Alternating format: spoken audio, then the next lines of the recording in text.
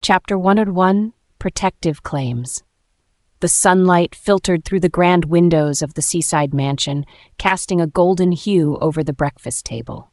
But my attention wasn't on the view, nor the morning light. It was on Scarlett. She sat by the table with her untouched plate of food, her fork stabbing at it half-heartedly. Her emerald eyes were narrowed in frustration, as if the contents of the plate had personally offended her. I tilted my head slightly, my icy blue gaze narrowing. Her shoulders seemed tense, and I could sense her irritation. My chest tightened. Any discomfort she felt was unacceptable. "Scarlett," I said, my voice low but firm. "What's wrong?" She glanced up briefly, her auburn curls brushing her cheek, but she quickly dropped her gaze back to the plate. "Nothing," she muttered, her tone curt. I wasn't convinced. "That doesn't look like nothing," I pressed, crossing my arms as I leaned slightly closer. She sighed heavily and set her fork down with a sharp clink against the plate. "It's just the food, Roman. It tastes off. Something about the seasoning, maybe, but it's nothing worth talking about." "Off? The food?" My eyes flicked to the plate, then back to Scarlett. A simple issue, maybe, but it was enough to ruin her mood at the very start of her day. That thought alone sent a wave of simmering anger into my chest. The kitchen staff had one job: to ensure every detail in this household was flawless, especially for her. I pulled out my phone, my fingers already dialing before another word passed between us. "Roman," she began, her tone wary. "What are you doing? Don't." Hunter's voice answered on the other end. "Alpha?" "The kitchen staff," I said sharply. "Fire them. All of them." There was a pause, brief but noticeable. "Alpha, no explanations needed, Hunter. Just handle it. Before Scarlett's next meal, I want new staff in place." My voice was ice, as resolute as steel. "Understood," Hunter said quickly, his professionalism kicking in, though I caught the faint edge of hesitation before the line went dead. I turned back to Scarlett, satisfied. But instead of the relief I expected, her emerald eyes were wide with disbelief. "Did you just fire the entire kitchen staff?" she asked, her tone incredulous. "They failed to do their job," I replied matter-of-factly. "Your breakfast was subpar. That is unacceptable." "Roman, that's insane," she exclaimed, throwing up her hands. "It's just breakfast. Firing an entire team over slightly off seasoning is completely over the top." I stepped closer, my icy gaze locking onto hers. "Nothing in this house should cause you discomfort, Scarlett. Not the food, not the staff, and certainly not something as simple as seasoning. Do you disagree?" Her lips pressed into a tight line, her frustration evident. But she didn't argue further. Instead, she shook her head and muttered, "Ridiculous," under her breath. My gaze softened slightly, but the next buzz of my phone diverted my attention. Hunter again. "Alpha," he began. "One more matter. James Amber's inquiries about his son Alexander are becoming persistent. He's pushing for clarity on Alexander's recent actions, particularly the property purchases near your territory." I frowned. Alexander had already irritated me enough by trying to secure that seaside mansion for Grace. But if James wanted answers, I would gladly provide them with a sharp edge. "Send James a message," I instructed Hunter. "Tell him this: the focus of his son's efforts needs adjustment. He should reflect on how poorly he treated Scarlett instead of wasting resources on irrelevant pursuits. Make sure he understands every word." "Clear message, Alpha." Hunter's tone carried mild approval. "Consider it done." I ended the call and turned back to Scarlett, who was now idly poking at her food again. Concern flashed through me as I realized she still hadn't eaten properly. "What now?" I said softly, my voice laced with both irritation and worry. She glanced up at me, her frustration flickering in her expression before she sighed. "I just wanted one normal breakfast, Roman. Is that really so much to ask?" I reached out and brushed a loose curl from her face, my touch lingering. "Next time it will be perfect." Roman's parting words echoed in my mind as I sat on the couch, staring at the sunlight streaming through the window.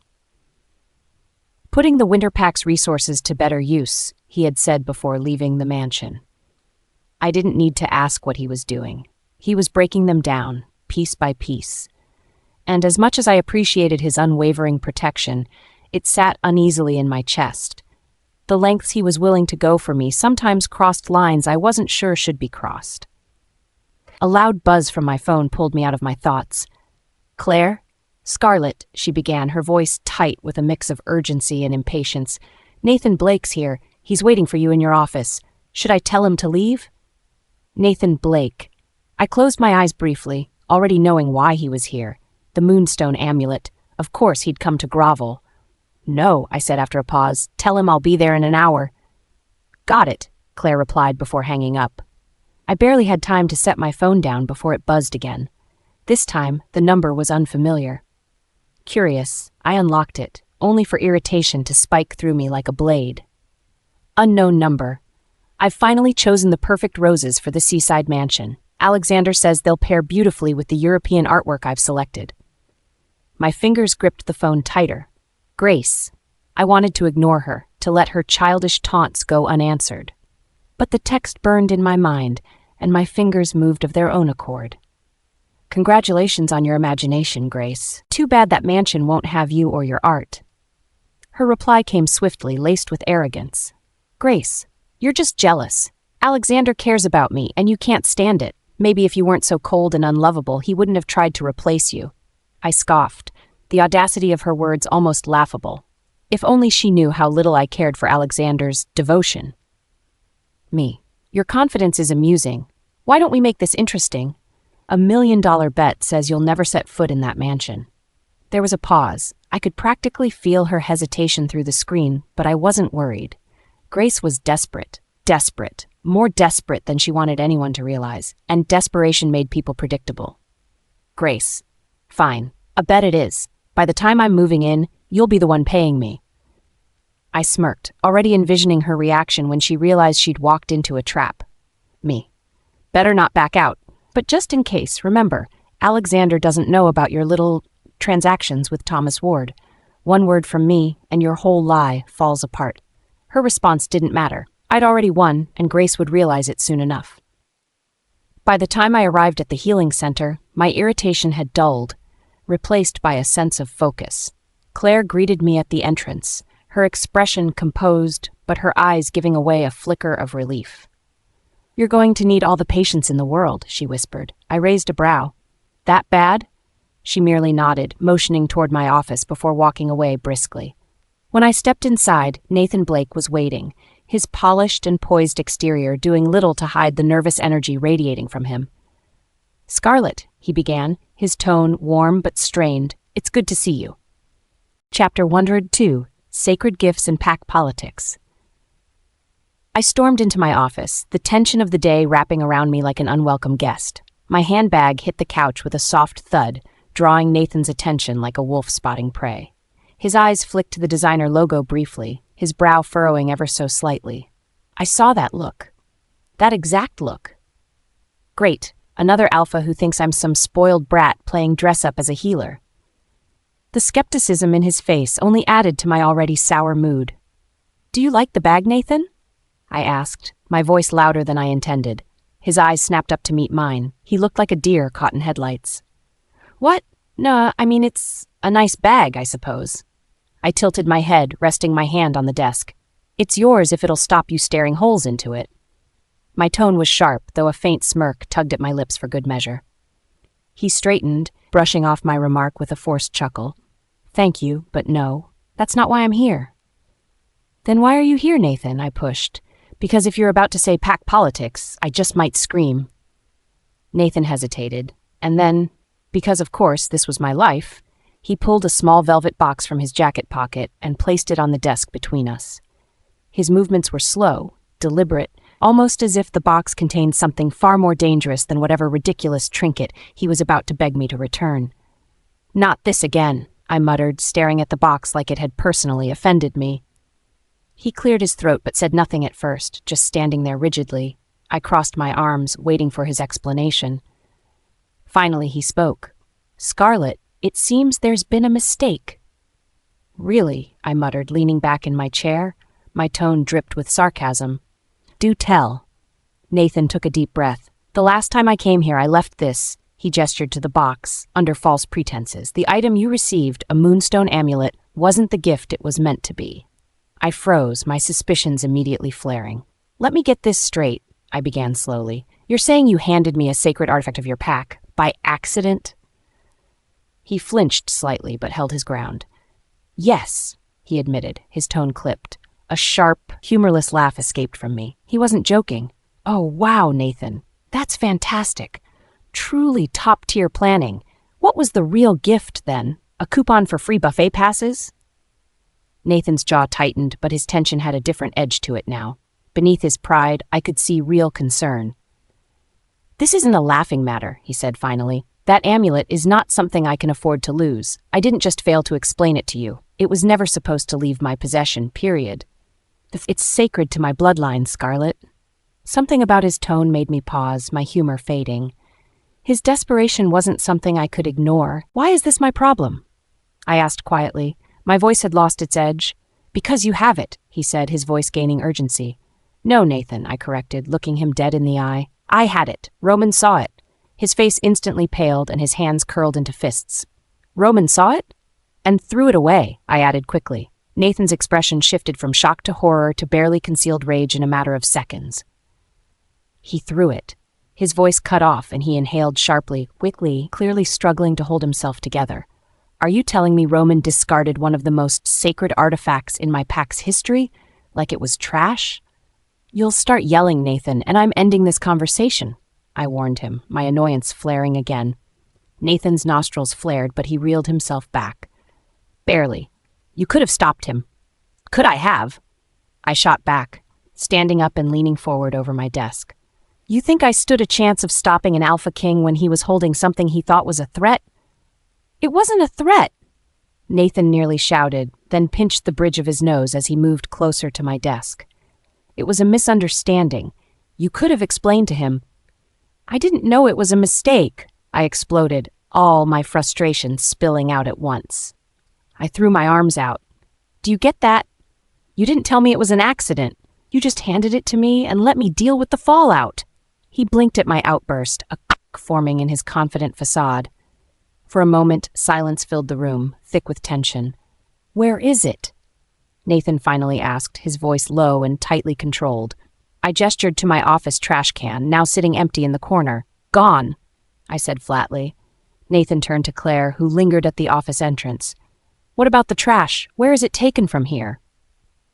Claire hesitated, clearly startled by the question. The staff handles it. Daily. It's picked up along with the regular. Nathan clenched his jaw tighter, the tendons in his neck straining. And did anyone notice anything unusual yesterday? Anything at all? Claire quickly shook her head. No, nothing. Nathan swore softly, his hand running roughly through his hair. His wolf was dangerously close to surfacing. That much was evident. I had enough. That's it, I said, slamming my hand down onto my desk. This is not going to help. You need to calm down. Calm down? Nathan repeated, stepping closer as his eyes narrowed. You think this is something I can just calm down about? Yes, I snapped, because losing it isn't the end of the world. Not for you, he growled, but for me, it could cost my pack everything. Before the tension could boil over further, Nathan took a deep breath, closing his eyes. Scarlet, he said softly, his tone now pleading. I need you to talk to Roman. Whatever misunderstanding happened, explain that it was a mistake. Get the amulet back. My arms dropped to my sides, exasperation taking over. Do you hear yourself? Explain to Roman? You think I've got a magic wand to make him calm down about this? You're his mate, Nathan said simply. His words hung in the air, heavy and undeniable. I hated that he was right.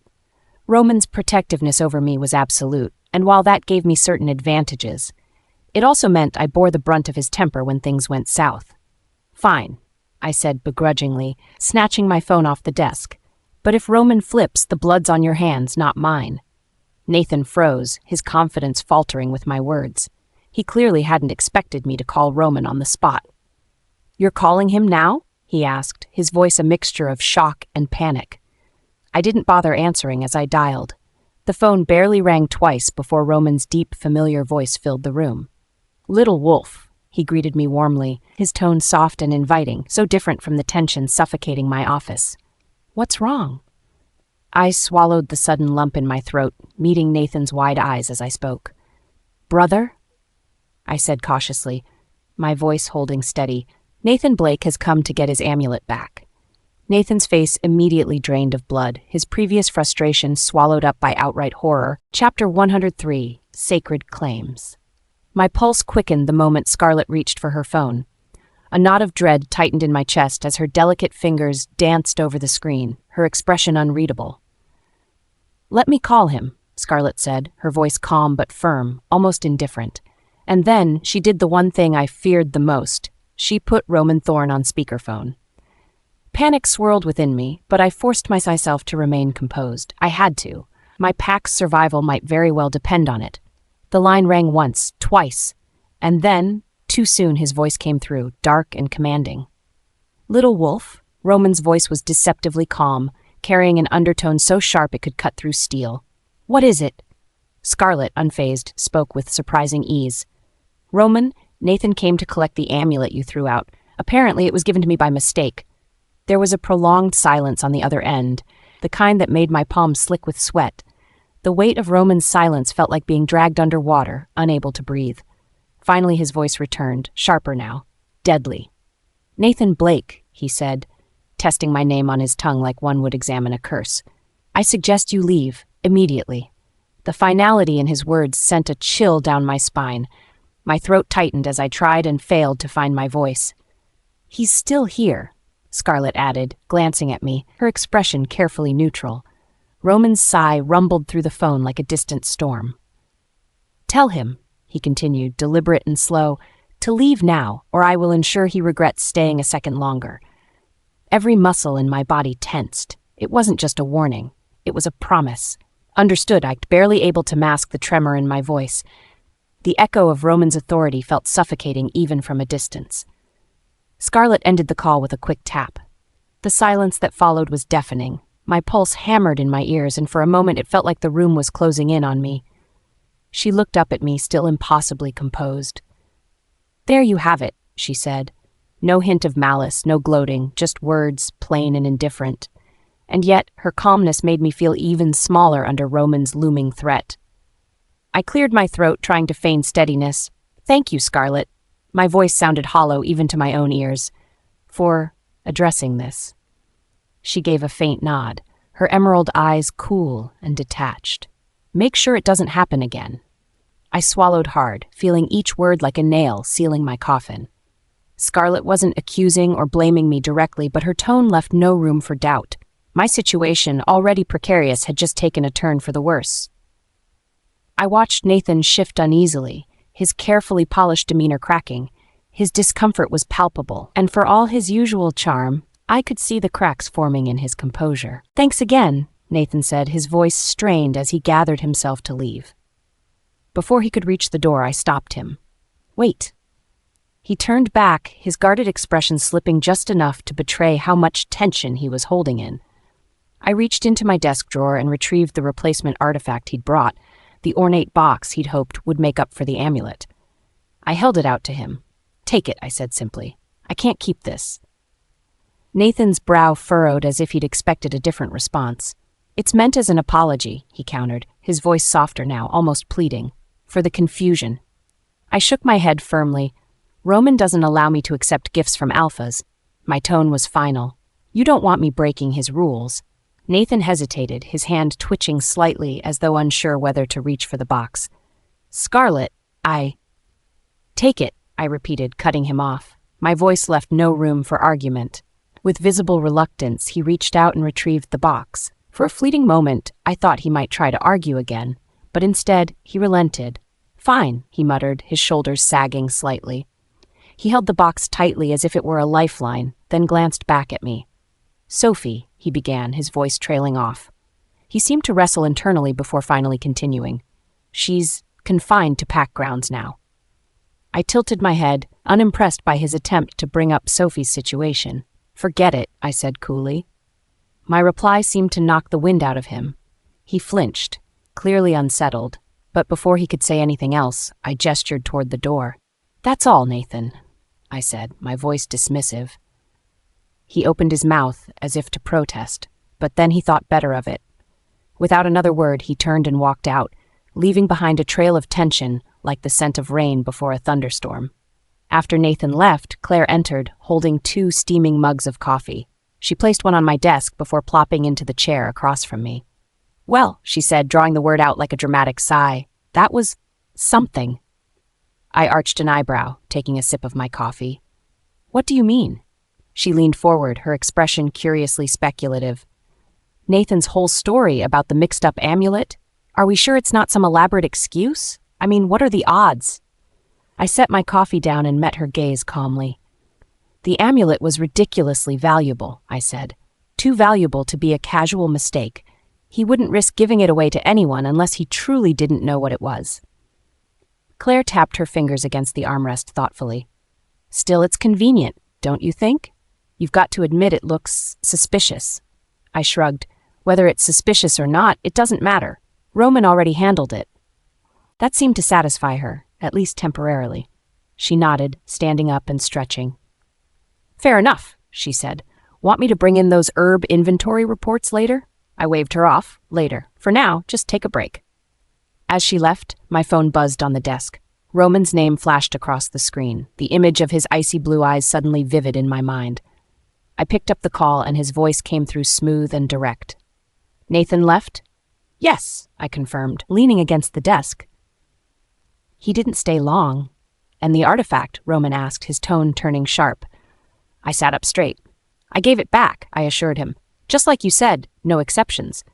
There was a beat of silence on his end, followed by a low hum of approval. You're learning, he said, his tone softer now. Yet, despite the casual warmth beneath his words, there was still that edge of possessiveness, an alpha's claim. Feeling emboldened by his approval, I ventured cautiously. So, does that rule apply to everyone, or just alphas? He didn't respond immediately, and I could almost picture the smirk forming on his lips as he drew out the silence. Finally, he asked, Why? Are you worried about receiving something from me? The question was so unexpected, so effortlessly personal, that I felt my entire face flush. That's not what I meant, I stammered. His chuckle came through the line, deep and rich, and it sent a warm shiver down my spine. Relax, little wolf, he said. You should know by now. I don't need rules to stop me from giving you what I want. I bit my lip, unable to think of a single coherent response. His words left me flustered, a mixture of fiery embarrassment and an aching anticipation I didn't dare admit. I'll call you later, he said, his voice tinged with amusement. Try to keep out of trouble until then.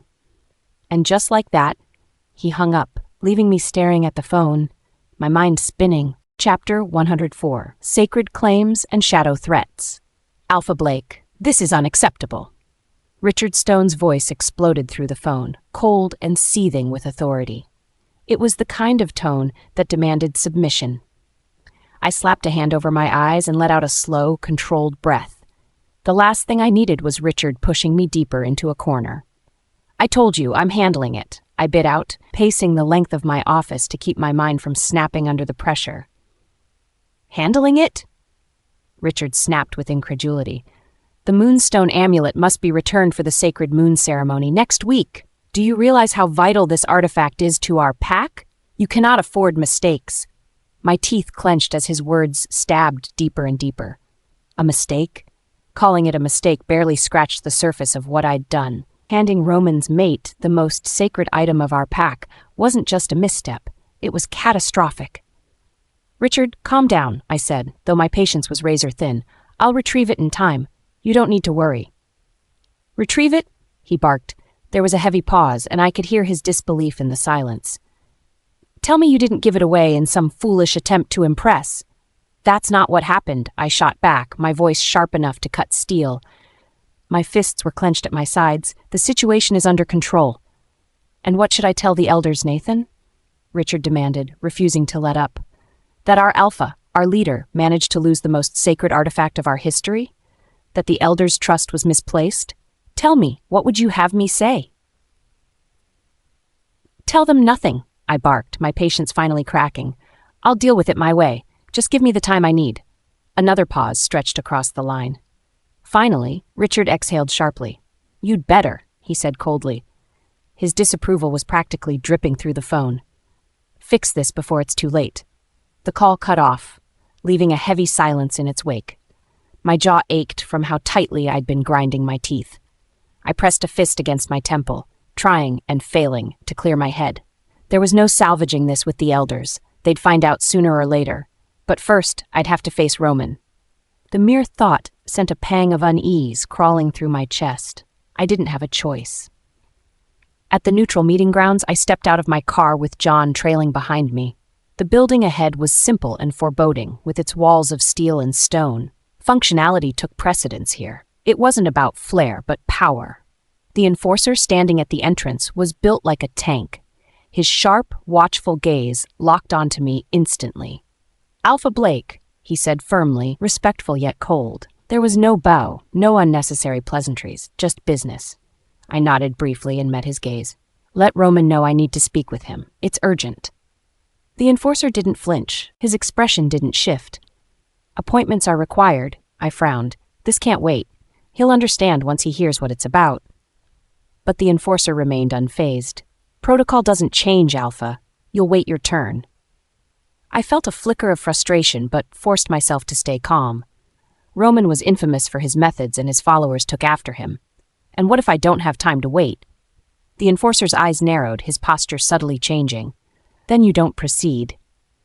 John the Fool stepped forward. "Perhaps a gesture of goodwill could speed this along," he muttered as he reached into his jacket for a bribe. A fat envelope he thought could bend the rules. I gritted my teeth and hissed through them. "Stop that! Now! Foolish! Absolutely foolish! What kind of ot tried to bribe one of Roman Thorne's men?" The enforcer shifted, his stance calm yet intimidating. "Alpha, you can test your luck," he said, a warning laced in his voice. "But I suggest you don't insult us again." I shot a glare at John, who quickly backed off, his face pale. The air was heavy with tension, and the weight of Roman's presence, even in his absence, was suffocating. "Fine," I muttered reluctantly, stepping back. "I'll wait." Hunter strode into the room, his movements calm yet precise. His timing was never accidental. If he had interrupted, it likely meant something of value or irritation. I leaned back in my chair, swirling the amber liquid in my glass. The faint hum of conversation echoed in the background, but my attention remained on Eric Blackwood. "Speak," I said simply, tilting my head ever so slightly toward Hunter. "Alpha Blake is here," he said in his usual composed tone. I raised an eyebrow, mildly intrigued. "Blake again?" Bold, even for him. Hunter's face betrayed no reaction. "He insists it's urgent." Of course he did. My lips twitched in mild amusement. Nathan Blake had a knack for stumbling into messes he couldn't untangle himself from. "Let him wait," I said mildly, dismissing the thought for now. My attention returned to Eric. Across from me, Eric's sharp eyes glinted with interest. "Does he know you would rather crush him than grant him forgiveness?" Eric asked coolly, leaning back with an amused smirk. "It doesn't matter what he knows," I replied, my voice calm, cold. "If he's here, that means he's desperate. Desperation will deal the blow more effectively than I ever could." Eric chuckled quietly, swirling his own drink. "I do admire your methods, efficient and ruthless. It reminds me of how you handled Lucas Gray." Lucas Gray. His name brought a flicker of irritation, a pest I thought I'd dealt with long ago. "He's meddling again?" I asked, my tone void of emotion. Eric nodded. "He's initiated contact with a well-known silver arms dealer in Europe. Rumor has it, he's aiming to level the playing field." "Level the playing field?" I said coldly. My grip on the glass tightened slightly. "He still thinks he has one." Eric smirked faintly. "Apparently he hasn't learned, but I suppose we all have our blind spots. Even rogues believe themselves invincible at times." "If Lucas steps foot near my territory," I said quietly but firmly, "I won't hesitate. There won't be anything left of him to admire his courage or his stupidity." "And your mate?" Eric asked, his tone deceptively casual. "He wouldn't be bold enough to target her directly, would he?" My ice-blue eyes flashed as I met Eric's gaze. The fury that burned beneath the surface of my calm exterior was evident. "If he so much as breathes her name," I said slowly, "I'll show him that his playing field doesn't matter at all." Eric raised his glass in mock toast. "Fair enough, but for now." He trailed off, eyeing Hunter as he entered again. The waiting was unbearable. Seated in the neutral territory's sterile reception, every second that passed made my skin crawl. John shifted uncomfortably beside me, glancing at the unmoving door to Roman's office. "What do you think is taking this long? Is it part of his strategy, to make us sweat?" "It's obvious," I muttered darkly, my gaze fixed on a distant spot. "Roman didn't make anyone wait by accident. It was deliberate." It was a psychological game, one he enjoyed playing, and one I had no choice but to endure. John crossed his arms, his discomfort clear. "Do you think there's a way to," he hesitated, "to smooth things over? Maybe territory concessions, or some kind of agreement he might find valuable?" I cut my eyes toward him, my patience thin. "The Blake pack has nothing Roman wants." My voice was laced with frustration. "Do you honestly believe a man like him can be swayed with meaningless trade-offs?" John fell silent, and the room returned to its eerie, stifling quiet. I swallowed hard, clearing my throat as I tried to keep my anxiety from swallowing me whole. Chapter 105: Sacred Gifts and Shadow Kings. The private club in the neutral zone buzzed with low voices, laughter, and the clinking of glasses. Wolves of different ranks lounged around, pretending they had no worries while scheming behind veiled smiles.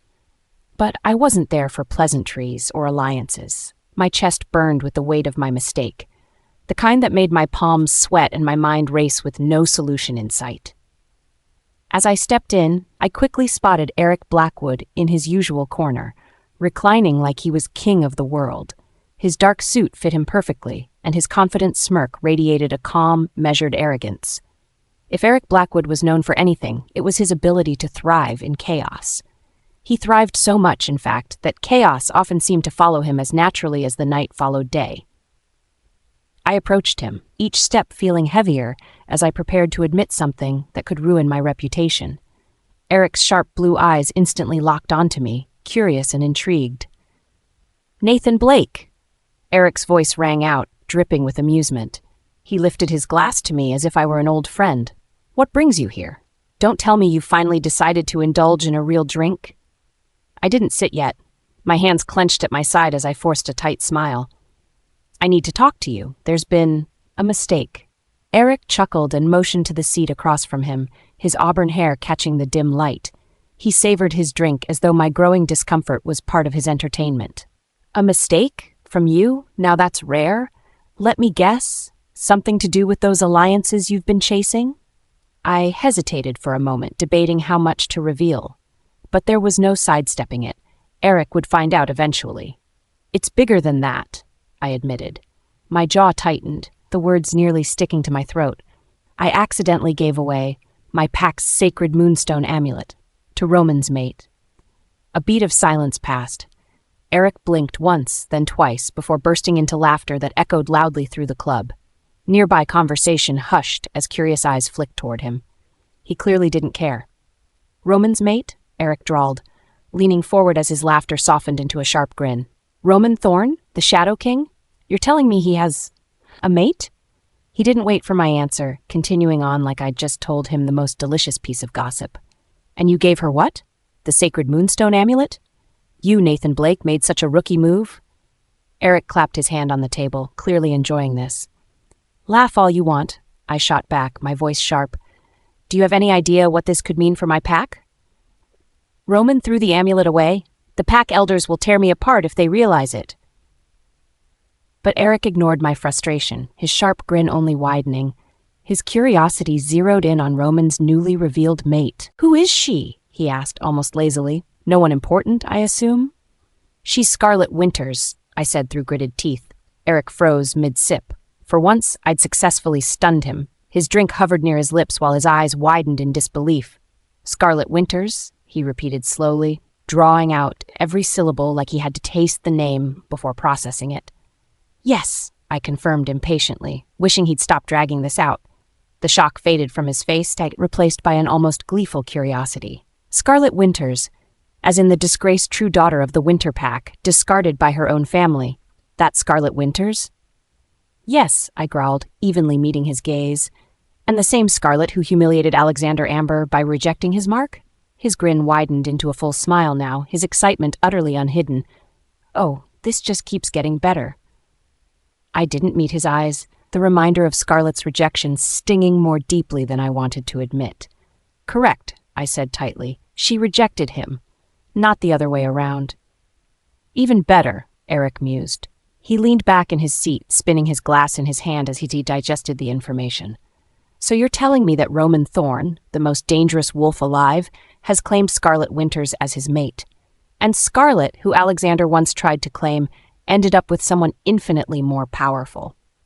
He chuckled, leaning forward again. Oh, the delicious irony. This isn't funny, I snapped, clenching my fists. Do you realize what Roman's retaliation will mean for my pack? Eric's grin disappeared slightly, though the flicker of amusement never left his sharp eyes. I see your point, but tell me this. Why hasn't Scarlet revealed her connection to Roman yet? She doesn't need to, I replied bitterly. The Winter Pack cast her aside for Grace. They don't deserve Scarlet's support, and she knows it. At my words, Eric hummed thoughtfully, his sharp mind already racing ahead. Then the Winter Pack is even more foolish than I thought. He downed the rest of his drink and smiled darkly. Poor Alexander. I wonder how he'll handle the news.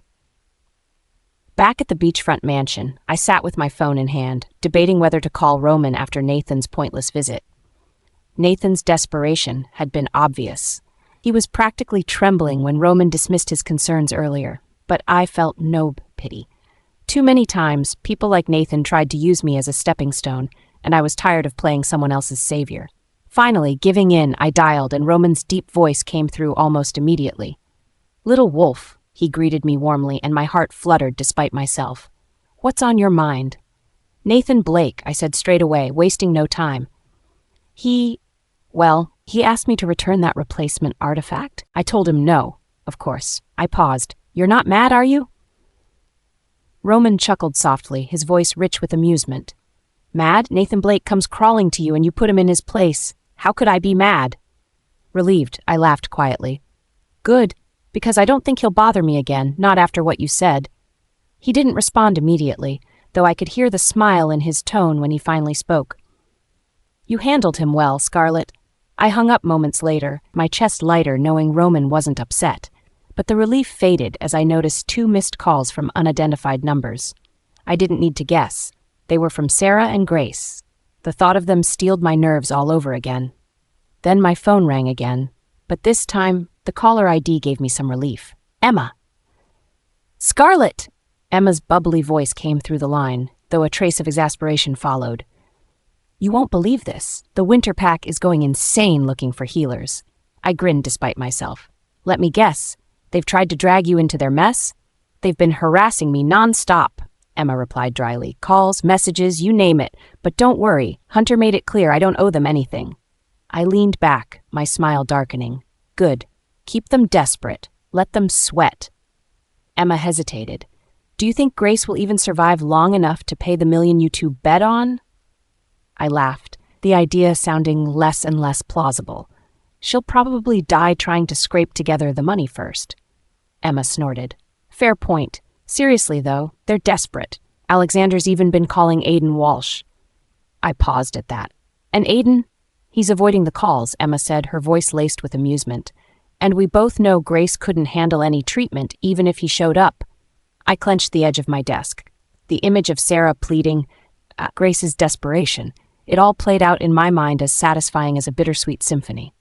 After ending the call, some nagging thought made me redial Emma's number. Scarlet? She answered, sounding surprised. What's up? Dinner tonight? I asked casually. There was a long pause. Then, with a laugh that carried both joy and a warning, she said, You better hope Roman doesn't find out you're sneaking away. We both know how possessive he is. I rolled my eyes, unable to stop the small grin forming. He's busy with pack business tonight. He won't care. All right then, Emma relented. Pick me up at 7. And Scarlet? I hope Roman really is busy. But if not, good luck. With that, she ended the call, leaving me both amused and slightly wary of how Roman might take the news. Chapter 106, Dangerous Claims, Roman's POV. The room was heavy with tension. Nathan Blake sat before me, his posture unnaturally straight, his jaw tense as sweat glistened faintly on his brow. Eric Blackwood, ever the amused spectator, leaned back comfortably in his chair beside him. His sharp chuckle earlier still hung in the air. Nathan looked anywhere but directly at me, though I could feel his wolf fighting to submit under the weight of my gaze. The silence stretched between us as I lit a cigarette, the flame briefly illuminating my expression. I exhaled slowly, the smoke curling between us like a predator circling its prey. My icy blue eyes locked onto Nathan, and I didn't move a muscle. You've caused problems, Blake, I said, my voice quiet but firm. the kind of quiet that made wolves tremble. "Tell me why you're here, wasting my time again." His Adam's apple bobbed as he swallowed hard. Even sitting there, an alpha like him couldn't quite meet my eyes without faltering. "Alpha Thorn," he began, carefully choosing his words. "I want to personally clarify the incident with the moonstone amulet." My smile was humorless as I leaned back, blowing another plume of smoke his way. "Clarify? What's left to clarify, Blake? You made a mistake, or so you claim. What exactly do you think explaining will achieve now?" "It wasn't intentional. Intentions mean nothing here." I cut him off smoothly. My voice dropped lower, ice dripping from every word. "You think I care why you did it? You handed a sacred artifact to my mate and tossed your problems into my lap." Nathan's shoulders visibly stiffened, his hands clenched into fists before he relaxed them quickly, trying to mask his nervousness. Eric's amusement only made the situation worse for him.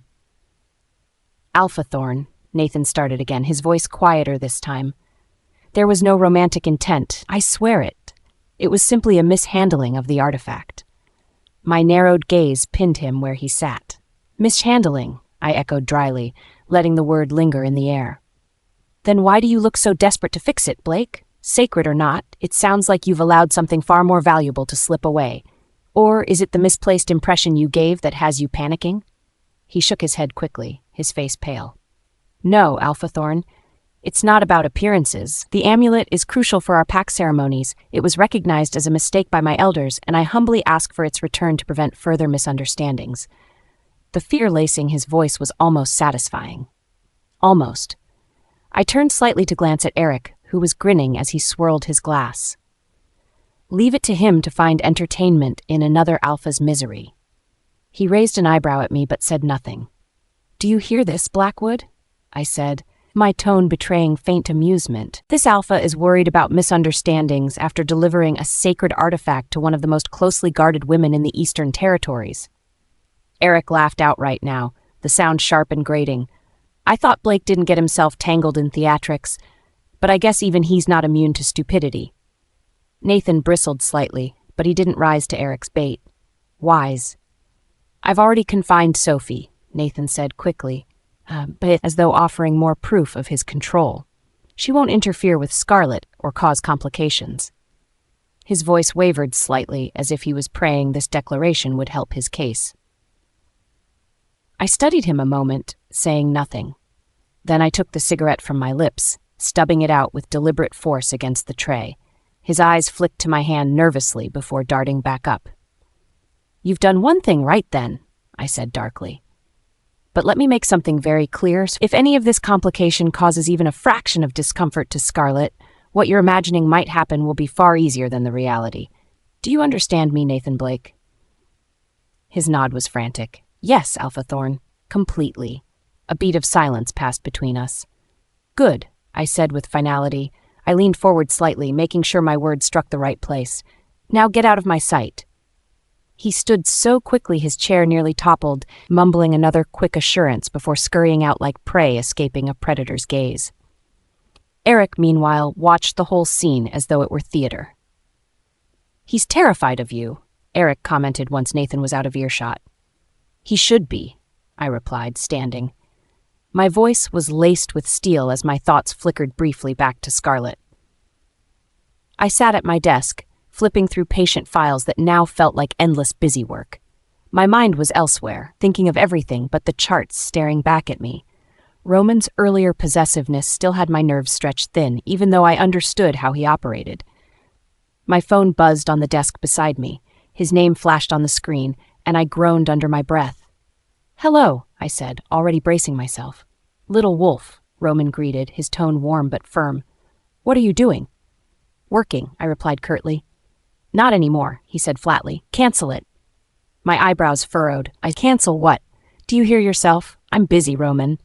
"Lunch," was all he said. I blinked. "What?" "You heard me," he said smoothly. "I'll pick you up in 30 minutes. Wear something comfortable." "For what?" I snapped, irritation creeping into my tone. "A restaurant," he answered easily, "with dancing werewolves." "What?" "You'll like it," he added before I could argue further. "Don't argue. See you soon." And just like that, the line went dead. I slammed the phone back down, muttering to myself about his audacity. He hadn't even asked if I was free, just demanded. With a sigh, I quickly dialed Emma. She answered on the second ring. "Let me guess," she said, her voice dry. "Roman?" "Yep," I replied, sinking into my chair. "You're canceling on me?" she asked, her tone mocking. "For him?" "Don't start," I warned. "Independent Scarlet really let herself go, huh?" Emma teased. "What happened to standing your ground with possessive alphas? I recall you promising those days were over." I rolled my eyes, my frustration tempered by the faintest smirk. "Zero. It's just lunch," I muttered, ending the call before she could tease further. The mood at the healing center was as tense as ever when Alexander strode in like a storm, his expression furious and his energy practically vibrating with restrained rage. I sighed inwardly. Of course, it would be him. "Scarlet," he barked, moving toward me at the end of the hall. I stood my ground, meeting his glare with an icy calm. "Alexander, what now?" He didn't waste time. "What will it take to bring Aiden and Hazel back? Do you even care that Grace is dying?" His voice surged with anger, his hands balled into fists at his sides. I didn't flinch. "Why should I care?" I asked, my tone sharper than ice. His face reddened, veins bulging at his temples. "Sarah raised you. You owe her respect at the very least." I let out a cold laugh, crossing my arms. "Respect? From the woman who favored an impostor over her own blood? Spare me. I owe her nothing." "Sarah," he surged closer, his towering frame casting a shadow over mine. "She is still your mother." "No," I snapped. "She isn't. She stopped being that the second she chose Grace over me. Her problems are her own now." "You have no idea what this means for our pack," he growled, his teeth gritted. "And I don't care," I said bluntly. "Your pack means nothing to me anymore, Alexander, just like you." His rage boiled over. He grabbed my arm roughly, his grip powerful and almost bruising. His scent, "This isn't over," he hissed. "You will fix it." The sound of his voice pushed me to my breaking point. I yanked my arm free with enough force to make him stagger. "Fix it yourself," I snarled. "Take your pathetic anger and aim it somewhere else." When he didn't move, still glaring like he had a right to demand anything from me, I raised my hand and struck him hard across the face. The sharp cock echoed in the hall. Alexander stumbled back, clutching his cheek as he looked at me in disbelief. "Scarlet!" he bellowed, his voice hoarse with fury. "Try something again," I said coldly, not breaking eye contact. "And I swear I'll show you just how wrong you are to cross me." Chapter 107. Dangerous Claims. Taking a steadying breath, I grabbed my bag and moved to leave. The last thing I needed was more pack drama for the day. But just as I stepped out, a firm grip latched onto my wrist, halting me mid-stride. "Scarlet, we're not finished," Alexander said. His voice was low but carried that trademark entitlement I'd grown to detest over the years. I turned my gaze to him, unimpressed, and calmly attempted to pull my arm away. "We've been done for years, Alexander. Move," I replied sharply. But he held on, tighter now. His eyes bore into me, frustration and something darker lurking beneath the surface. "You think you can keep ignoring me?" he demanded. "I'm here about the alliances. You can't dismiss this." "Watch me," I shot back, yanking my arm once more. This time his grip weakened slightly, but still he persisted. "I saw Nathan leaving earlier. What did he want? Are you working with his pack now?" His accusations were wild, his tone accusatory. I sighed heavily, already feeling a headache brewing. "Nathan's business with me is none of your concern. Let me go," I said each word deliberately, my emerald eyes narrowing as irritation flared. Alexander stepped closer, his grip still not relinquishing. But before he could utter another word, my patience snapped. Without hesitation, I drew on my wolf's strength and struck him with my free hand. My fist connected with his jaw in a solid punch that sent him staggering backward. His hand flew to his face, and for a brief moment I saw the shock in his eyes. He wasn't used to me fighting back. "Want more?" I asked coldly, my head as I flexed my fingers. My wolf, Cora, stirred beneath my skin, pushing me to deliver more blows, but I held her back, for now. Alexander steadied himself, his gaze now more focused. But it wasn't my words or my punch that had shaken him. No, it was something else. His eyes drifted lower, his sharp gaze catching on the scarf wrapped snugly around my neck. It must have shifted when I moved. The corner of his lips twitched, not into his usual smirk, but into something closer to disbelief. "Scarlet," he said, his voice quieter but thick with barely contained rage. "What's that on your neck?" I blinked, momentarily caught off guard by his focus. His expression shifted from anger to something primal as his pupils dilated. Before I could react, his hand shot out, grabbing the edge of my scarf and yanking it away. The air between us seemed to freeze. The claiming marks, the evidence of Roman. There they were, clearly visible to him now, dark against my pale skin. For a moment, Alexander didn't say anything. His breath hitched as his wolf Mason growled low in his chest. The fury in his gaze burned, his jealousy unmistakable. "You," he started, his words faltering as his jaw clenched. But I wasn't about to give him the satisfaction of a response. "Get a grip, Alexander," I said flatly, reaching down to retrieve my scarf. But before I could, the sound of heavy footsteps filled the hallway, and then he arrived. Alexander's... I couldn't breathe. My chest heaved as my wolf howled furiously within me. The marks were undeniable, Roman Thorn's marks, shamelessly displayed on Scarlett's delicate neck. My mind raced with the implications. Rumors of her mysterious protector had swirled for days, but seeing the evidence firsthand twisted my insides with an unbearable rage. "Who did this to you?" I snarled, my voice trembling with suppressed fury. But before she could respond or deny it, the heavy, distinct scent of power filled the room. I turned, and I knew instinctively what was coming. Roman Thorn. The alpha of the Thorn pack stepped forward, his ice-blue eyes locking onto me like a predator sizing up prey. "What are you doing here?" Scarlett asked, clearly surprised by his sudden appearance. He didn't answer her right away. His gaze flickered briefly to her, softening, before turning deadly cold once again as it settled on me. "You're lucky she landed the first blow," he said, his words calculated and calm. Then, faster than I could react, he closed the distance. His knee drove into my ribs, sending me backward into the wall. Pain shot through my side, a sickening accompanying the impact. "You," I started, but his presence was suffocating. Mason roared in my chest, but against Roman, against the sheer weight of his dominance, it was futile. "I let you off easily the first time," Roman said, his voice dripping with contempt as he loomed over me. "Touch her again, and I'll rip your arm off this time." His tone left no room for argument. He was serious. I struggled to my feet, but the sharp pain in my ribs reminded me how outmatched I was. Scarlett stood to the side, her expression unreadable, though her emerald eyes gleamed with something close to satisfaction. "You think you're untouchable?" I spat, ignoring the ache in my chest.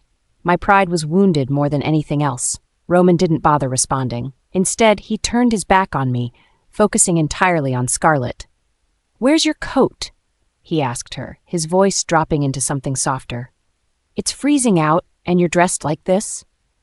She opened her mouth, likely to protest, but he shrugged off his own coat and draped it over her shoulders. His scent overwhelmed mine instantly, aggravating Mason further. "You bastard," I growled through gritted teeth. Roman turned back to me, one brow raised. "Did you say something?" I balled my fists, summoning all the strength I had left, but before I could launch myself at him, Scarlett's voice cut through the tension. "I think he's learned his lesson," she said carefully, placing a hand on Roman's arm. His icy gaze lingered on me for a moment longer before he smirked. "No," he replied simply, and then the weight of his dominance pressed down harder, forcing me to my knees. The tension in the room was suffocating, Roman's power saturating the air. I watched as Alexander doubled over, his pride shattered with each second Roman kept him pinned to the ground. Jason hovered outside, clearly hesitating to intervene. His pleading look met mine, but I ignored him. If Roman was this angry, it wasn't my place to stop him. Yet. "You think you can just waltz in here and lay hands on my mate?" Roman snarled, his voice low and deadly. Alexander growled weakly, struggling against the weight of Roman's dominance. "You'll regret this," he hissed, his voice filled with venom. "Both of you." Roman let out a sharp laugh, one that sent chills down even my spine. "You think I'm afraid of your empty threats?" When Alexander refused to back down, Roman pressed his foot harder into his back. Mason's anguished growl met my ears, yet Roman's expression remained unchanging, cold, unrelenting. "I'll give you one last chance," Roman said, his claws extending. "Do not come near her again, or you won't leave alive." Alexander's reply was nothing more than a pained snarl. That was my cue to interfere before things escalated further. "Brother," I said softly, stepping closer and placing my hand on his wrist. His claws stopped inches from Alexander's neck then. He turned to look at me, his expression unreadable. "You can't watch me kill him?" Roman asked, his voice quieter now. "We have more important matters to deal with," I reminded him, glancing at the writhing Alexander. Roman studied me for a moment, his gaze lingering on my face before he nodded. "You're lucky she stopped me," he muttered to Alexander before stepping away. I deliberately stepped on Alexander's injured hand as I turned toward the door. "Thank you for the free entertainment," I added, making sure my voice carried just enough venom. Roman followed me out, his overwhelming presence comforting, rather than suffocating. The pain in my ribs was nothing compared to the humiliation burning in my chest. Roman Thorne's dominance had left me kneeling, weak and useless. And Scarlet, her words were like daggers, cutting through what little pride I had left. Jason finally rushed over, his face pale as he helped me to my feet. "What now, Alpha?" he asked nervously. I clutched my ribs and spat on the ground, my vision blurry with anger. "We find out who Roman Thorne really is," I hissed. "And then we make him pay." Scarlet's POV. In the SUV, I quietly reached across the seat, interlocking my fingers with Roman's. The tension still bled from him, but his grip was strong and reassuring. "Is everything settled with the territory negotiations?" I asked softly, trying to redirect his lingering anger. He turned to me, his ice-blue eyes searching mine. "Why do you ask?" I leaned against his shoulder, letting his warmth envelop me. "I miss Mother and Natalie," I admitted, my voice almost a whisper.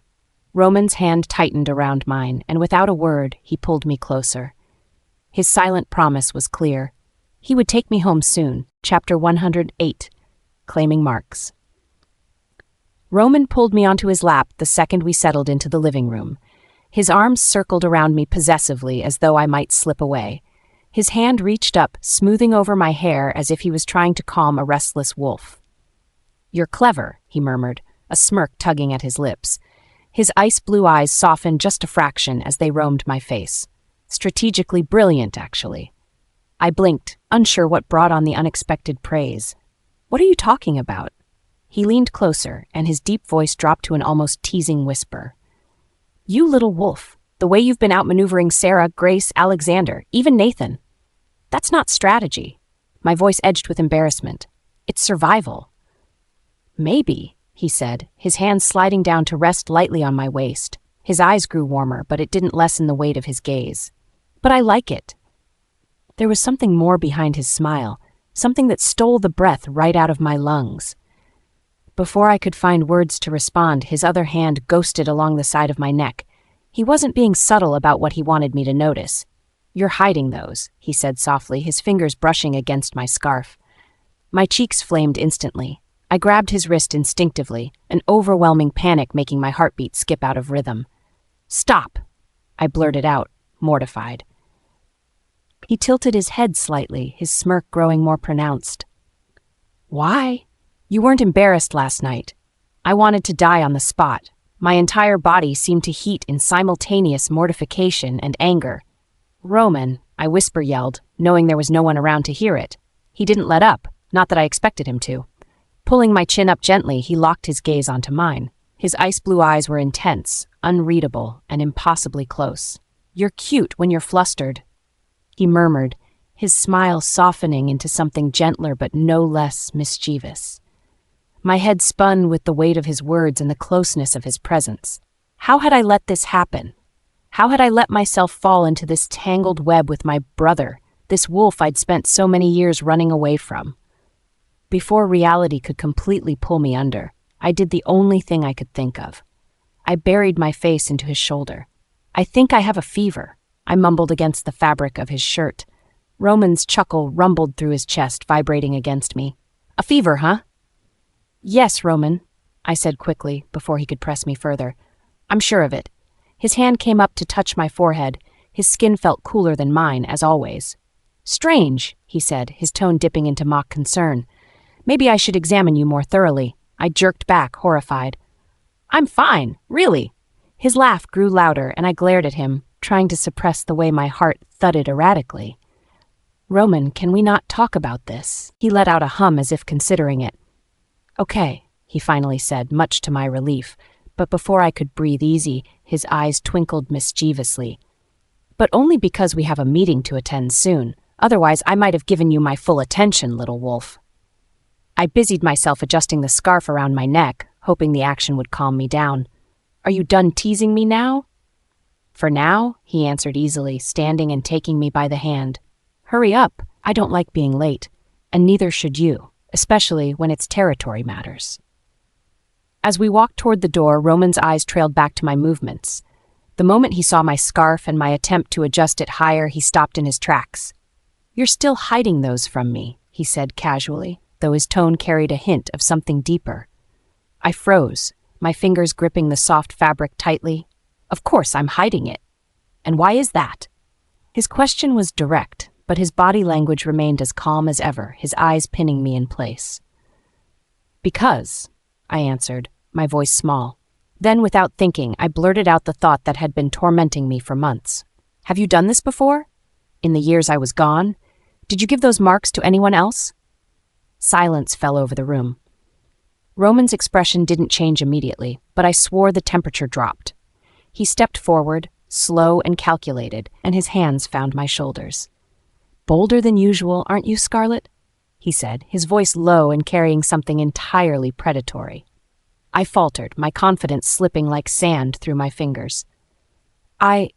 You've been gone for years, and that's the question you dare to ask me now? His fingers tightened their grip slightly, and his eyes bore into mine, impossibly intense. Answer me, I stammered, trying to meet his gaze but failing miserably. He pulled me closer, his breath warm against my ear. There's only you, Scarlet, he said. There's only ever been you. Those words might as well have been shackles, because as terrifying as his possessiveness was, part of me didn't want to escape them. The call with my mother had an air of inevitability. Catherine rarely intervened unless there was something she couldn't ignore.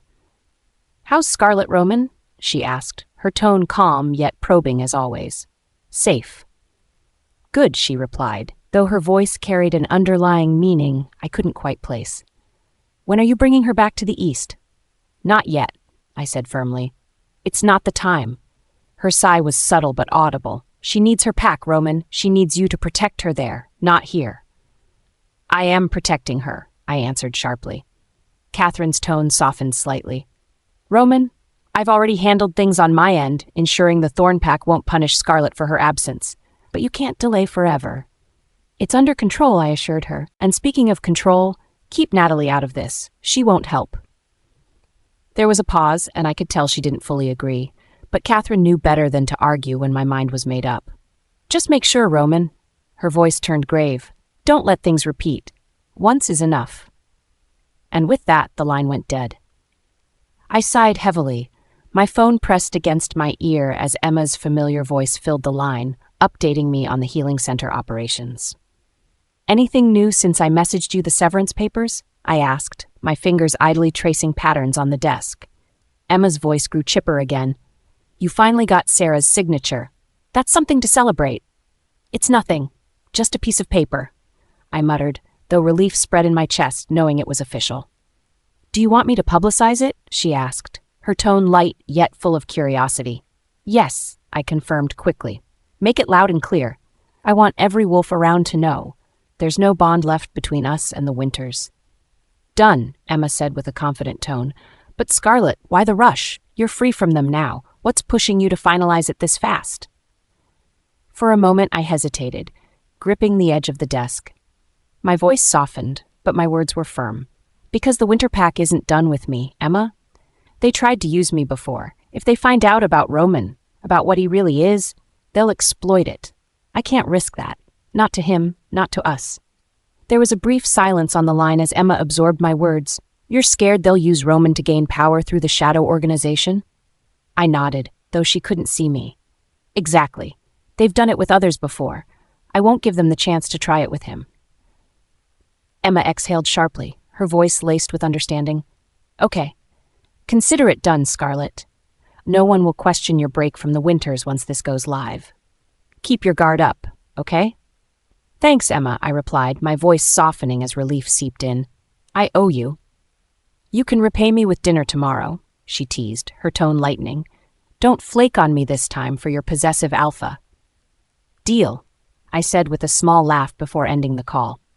Placing my phone on the desk, I moved toward the large window overlooking the beach. The waves crashing against the shore usually brought me peace, but tonight they only stirred my unease. I wrapped the scarf tighter around my neck as the image of Roman's claiming marks flickered in my mind. What was he planning next? What would he do if they tried to challenge him? I hated not knowing what steps he'd take. Lost in my thoughts, I didn't hear him approach until I turned around and collided directly into his chest. "Careful, little wolf," Roman said, his tone warm with amusement as his hands steadied my shoulders. "Are you trying to knock me over?" I flushed, stepping back abruptly. "I didn't hear you come in." His ice blue eyes glinted mischievously as he leaned forward slightly, brushing a stray strand of hair from my face. His fingers lingered for just a moment too long, grazing my forehead gently. "Too lost in your thoughts to notice me? That's rare." I tilted my chin up, trying to salvage some pride. "I have a lot on my mind." His smirk widened, though his gaze turned thoughtful. "I noticed. You were on the phone with Emma." I froze, narrowing my eyes at him. "You were eavesdropping?" "I overheard it," he corrected smoothly, his hands now slipping into his pockets. "And I'm glad. Seems we're on the same page about the winter pack schemes. Chapter 1 and 9, Pack Alliances and Intimate Moments." The restaurant was an odd mix of extravagance and subtlety. Eric Blackwood sat across from me, reclining in his chair like he owned the place, his usual smirk a mask of infuriating composure. I found myself gripping my glass of water tighter than necessary to keep my nerves in check. The weight of Hunter's earlier call still hung heavy in the air. For once, it seemed my pack had caught a break. Roman had agreed to the Alliance meeting tomorrow. Despite everything, I felt the spark of hope growing. I wasn't about to let Eric see it, though. "Roman agreed," I said finally, leaning slightly forward. My words were careful, but I couldn't entirely mask my excitement. "Tomorrow, he's willing to hear the Blake Pack's proposal." Eric raised a brow, his fingers brushing lazily over the rim of his wine glass. "Intriguing," he murmured. Then, with that aggravating air of nonchalance, he added, "And here I thought you were as good as dust in his eyes after that little mishap." My shoulders stiffened. Of course, Eric couldn't resist bringing up the Moonstone amulet incident. I forced myself to remain composed. If I snapped, it would only feed his amusement. "I've managed to smooth things over," I replied evenly, though my jaw tightened from the effort it took. "What matters is that Roman will hear us out. That's more than most can say." Eric tilted his head, his piercing gaze locking onto mine. For a moment, I thought he might push the subject further, but to my surprise, his smirk widened instead. "Well then, congratulations," he said smoothly, lifting his glass as if in toast. "Stepping into the wolf's den isn't for the faint of heart. I'm curious to see how you navigate it." His tone sent another wave of irritation through me, but I ignored it. "It's a critical opportunity for my pack. I won't waste it." Eric's sharp features softened into something resembling genuine curiosity. "Are you sure about that? You're juggling quite the mess already, for example." He leaned in slightly, the glint in his eye unmistakable. "Sophie?" My grip on the glass tightened until I thought it might shatter. Of course, he'd go there. "Sophie is confined," I said, choosing my words with care. "She won't cause any more problems." Eric chuckled, his rich laughter drawing a few curious glances from nearby tables. "I'll believe it when I see it, Nathan. Sophie isn't exactly known for her self-restraint." He took another sip of his wine, his smirk growing more pronounced as he added, "And let's not forget her wonderful performance at the Territory Council." I gave him a withering look, but he ignored it, his amusement unabated. "If you don't keep her in check, tomorrow's meeting could go up in flames before it even starts." This time, I couldn't hide the frustration seeping into my voice. "I'll manage it." Eric tipped his glass, taking his sweet time before leaning back in his chair. "I'm sure you will," he said, though his tone made it clear he thought otherwise. Before I could respond, he shifted gears, his sharp eyes narrowing slightly. "Now, tell me about Alexander. Still making a fool of himself over that mansion?" I exhaled sharply, barely holding back a laugh. "You could call it that," I said, unable to keep the bitterness from creeping into my tone. "He's so focused on Grace's recovery that he can't see the bigger picture." Eric raised a brow, intrigued. Do elaborate. I leaned forward, matching his intensity. The beachfront mansion he's pouring all his energy into acquiring? I paused for effect, watching his expression closely. It belongs to Roman and Scarlett. His reaction was immediate and satisfying. Eric's eyes widened ever so slightly, and his ever-present smirk faltered for the briefest of moments. Then, as if to cover his shock, he let out a low whistle, leaning back once more. Well, well, he drawled. And here I thought Alexander's bad luck couldn't possibly get worse. That changes everything. It does, I agreed, my lips curling into a grim smile. He has no idea he's being toyed with. Roman and Scarlett are letting him dig his own grave. Eric chuckled again, though this time there was genuine admiration in it. They're clever, I'll give them that. Alexander's outmatched, and he doesn't even realize it. The amber pack is already stretched thin because of his mistakes, I added. This will only make things worse. Eric studied me for a moment, his earlier amusement returning. You almost sound like you enjoy watching him struggle, Nathan. I didn't respond immediately. Instead, I finished my drink in one swift motion before meeting his gaze. Alexander's suffering isn't my problem, I said finally. I'm focused on my pack. If Eric saw through my deflection, he didn't show it. Instead, he raised his glass one final time, his smile darkening. To tomorrow, then, he said. Let's see how well you play with the big dogs. The air by the lake was crisp and cool, carrying the faint earthy scent of morning dew. Scarlett sat beside me on the wooden bench, her legs swinging idly above the water's surface. Her fishing rod rested limply in her hands, forgotten as she gazed out at the still waters with a bored expression. This is such a waste of time, she muttered, her tone filled with exasperation. I suppressed a chuckle, keeping my eyes on the lake. Fishing teaches patience, little wolf. Try to enjoy the moment. She turned to glare at me, her emerald eyes narrowing. You didn't drag me out here to teach me life lessons. Admit it, you're just enjoying watching me suffer. This time, I let a small laugh escape. Maybe a little, I teased, earning a huff of annoyance from her. Before she could retort, the unmistakable sound of crunching gravel reached my ears. Turning slightly, I spotted Aiden Walsh and Hunter approaching, their silhouettes outlined by the rising sun.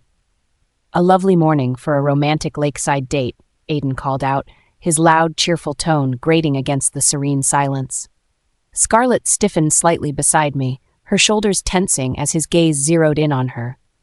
Aiden's sharp eyes sparkled with mirth as he came closer, his smirk widening. Well, well, he said, stopping a few feet away. What have we here? Scarlett glanced at him warily, her hand instinctively tugging at the edge of her scarf. What are you talking about, Aiden? She asked, her voice defensive. Aiden his head, his smile practically oozing mischief. The marks, dear Scarlett, he drawled, gesturing vaguely toward her neck. You're wearing them well. Her face turned bright red in an instant. That's none of your business, she snapped, her tone sharp enough to cut. I stepped in then, my voice low and steady. Enough, Walsh. The weight in my tone was enough to halt him, though his smile didn't waver. Oh, come now, Roman, I'm just... Enough, I repeated, my eyes narrowing in warning. Aiden held up his hands in mock surrender, feigning innocence. All right, don't get your fur in a twist. Hunter, sensing the growing tension, stepped beside Aiden, his expression neutral but firm. Aiden, he said quietly, some things are better left alone. Aiden blinked, glancing between me and Scarlett before realization finally dawned on his face. His grin faltered, his brows raising slightly. Oh, he said, the word hanging in the air like a revelation. Oh. Scarlett abruptly stood, her embarrassment clear as she avoided everyone's gaze. I'm going to explore the meadow, she announced, her voice tight. Without waiting for a response, she turned and walked away, her scarf fluttering slightly in the breeze. I watched her go for a moment, my gaze softening before turning back to Aiden. You really couldn't resist, could you? I said, my tone low and edged with warning. Aiden's grin returned, though it was weaker this time. What can I say? It's not every day you see Roman Thorne getting affectionate. I didn't dignify that with a response. Instead, I shifted my weight slightly, sending a swift kick to the edge of his boot. He stumbled but caught himself, laughing nervously. All right, message received, he said, brushing himself off. Before he could push further, my fishing line jerked, and I reeled in a large, gleaming fish. Without hesitation, I flung it at Aiden, who yelped as it narrowly missed his face. "Was that necessary?" he exclaimed, wiping water off his shirt. "Yes," I replied simply, my expression unreadable. Hunter sighed quietly, his disapproval evident but unspoken. Aiden crossed his arms, a faux pout on his face. "Seriously though, Roman, don't you think you're being a little intense? Scarlett's more than capable of handling herself." His words struck a nerve, and my gaze snapped to him, ice-blue eyes locking onto his with chilling intensity. "Do you think I don't know that?" I said, my voice quiet but laced with menace. Aiden hesitated, then tried again, his tone softer. "All I'm saying is, don't suffocate her, Roman. She's not the same girl she was before. She's stronger now." The mention of the past brought a flicker of memory, a reminder of everything Scarlett had endured, what I hadn't been able to stop. My jaw tightened, but I made no response. Sensing the tension, Aiden wisely chose to let the subject drop, mumbling something about checking the fishing gear. Chapter 110, Alpha's Fury and Pack Politics. Alexander's. The sharp throb from my broken arm wouldn't let me sleep. Each twitch sent a jolt of pain that reminded me of Roman's ruthless strength. His smug face, his cold, calculating ice-blue eyes, they haunted my every thought as I sat in the Amber Pack's healing den. I slammed my fist against the side of the bed, my other arm cradled in a cast. "Damn him," I growled through clenched teeth. "I want everything on him, his pack, his alliances, and especially Scarlett's connection to him. I want to know who he is." Jason stood next to the door, looking hesitant for the first time. "Alpha, I've exhausted every lead. Roman Thorne's records are deliberately kept out of sight. The Thorne Pack is elusive, and any hint of their movements vanishes before we get close." I glared at him, my anger bubbling like a storm ready to break. "Don't tell me you can't find anything. Keep digging." Jason nodded, but added cautiously, "Alpha, you do realize we're not just dealing with the Thorne Pack? The rumors about the Shadow Organization being tied to them, it's not something to take lightly. They're just rumors," I snapped, though my gut told me Jason might be right. "He humiliated me, Jason. He needs to answer for that. And Scarlett, she doesn't get to parade around with him like she's untouchable." Jason hesitated, but lowered his eyes, saying nothing more. Just then, a sharp knock echoed through the room. The healer opened the door cautiously, bowing as James Amber's beta strode in. "Your presence is required at the pack house," the beta announced firmly. His tone left no room for argument. I stiffened. Father rarely summoned me like this, especially when I'm injured. Unease settled over me. "What's this about?" I asked. The beta looked away, not meeting my gaze. "The Alpha King is waiting," he didn't elaborate. That was even worse. When I arrived at the pack house, the tension in the air was palpable. Pack members bowed quickly as I passed, their faces tight with apprehension. I could feel it. Father was furious. James Amber stood tall, his powerful frame casting a long shadow in the room. His usually calm, regal demeanor had been replaced by something predatory. The force of his alpha power filled the room, making even seasoned warriors flinch. "Father," I greeted cautiously, bowing slightly, "you summoned me." He turned sharply, his icy glare boring into me. The weight of his dominance hit me like a battering ram, making my legs feel weak. I struggled to keep my composure, but even as an alpha, standing against his full fury was no small feat.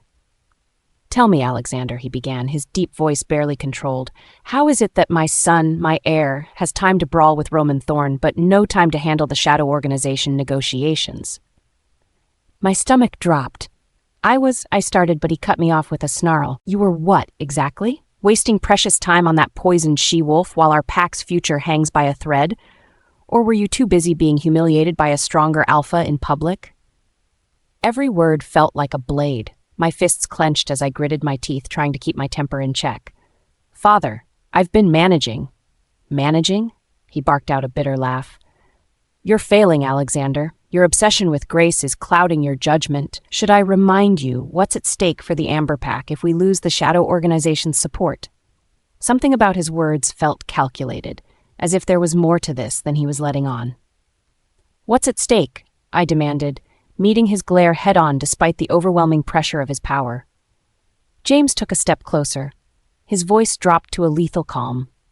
"The European territories, Eric Blackwood has offered their resources, but only if we secure their alliance through the Shadow Organization, an alliance that you've utterly neglected.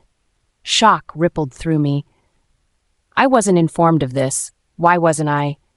Because you're too wrapped up in your personal affairs? James thundered, and the dominance in his tone made me stumble back a step. You've made our pack look weak. Tell me, Alexander, what alpha would negotiate with a pack whose future leader prioritizes a dying mate over the survival of their people? His words cut deeper than any physical blow. My mind raced. Eric Blackwood, European resources, deals I hadn't even known about. Was I really blind to so much? James wasn't done.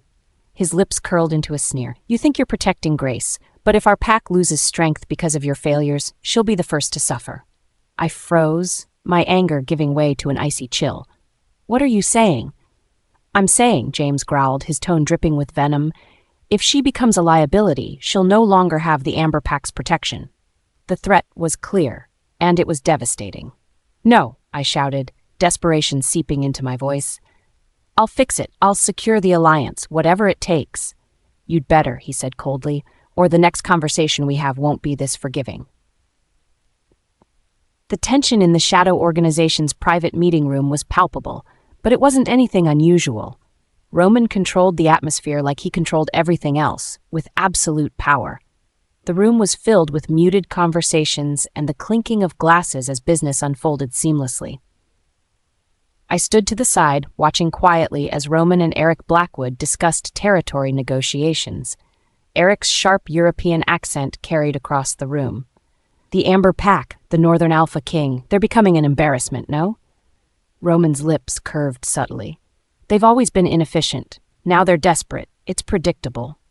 Hunter stepped forward, a file tucked under his arm. Alpha, Jason Reed, has been running around like a headless chicken, trying to uncover Scarlett's connection to us. Their desperation reeks of amateurism. I arched an eyebrow, glancing at Roman. Jason? I asked. Alexander's lapdog, Roman replied casually, not even sparing me a look, as he added, he's wasting his time. Eric smirked, clearly enjoying the Northern Pack's misfortune. Perhaps Nathan Blake is worthier than the Amber Pack for these negotiations, don't you agree? He's been persistent, even if his execution is sloppy. Roman made a vague gesture, as if weighing the idea. Possibly, he mused. He turned to Hunter. Arrange a meeting. Let's see if Nathan understands the stakes better than Alexander. Hunter bowed slightly and left the room. I remained still, my gaze fixed on Roman. His focus shifted back to Eric, but I noticed the faint crease in his brow. He was calculating, always calculating. That's when I caught him reaching for another glass of wine. Didn't you already have 2 glasses? I asked, stepping forward before I could stop myself.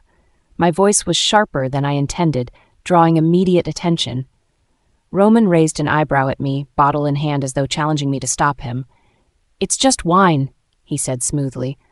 Nothing to be concerned about, little wolf. Really? I countered, stepping closer. My fingers wrapped around the glass in his hand, pulling it away.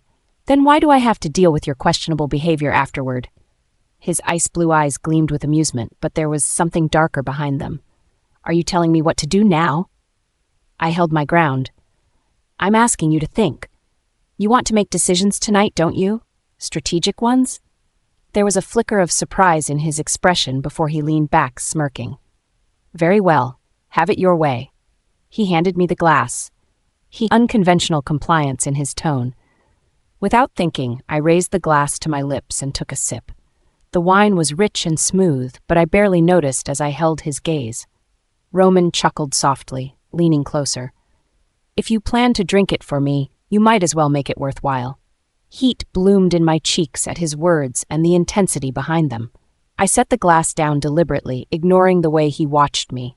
Chapter 111, Drunken Confessions. By the time the evening wound down, my little wolf was barely holding herself together. Scarlett, who was often as sharp and feisty as her emerald eyes suggested, was now slumped against me, her cheeks flushed from the effects of the moon-blessed wine. Brother, she slurred softly, wrapping her arms around my neck as if she owned me. Her voice was lighter than usual, tinged with an unusual vulnerability. Didn't you, promise me something fun? I held her closer, cradling her securely as we exited the venue. The biting winter wind tried to nip at her exposed face, but I shifted my coat around her, shielding her from the chill. Fun? I chuckled under my breath. Scarlet, I think you've had plenty of fun for tonight. She frowned, burying her warm face against my chest to escape the cold. Lise, she mumbled accusingly, her voice muffled by my shirt. You promised special treats. You always do this.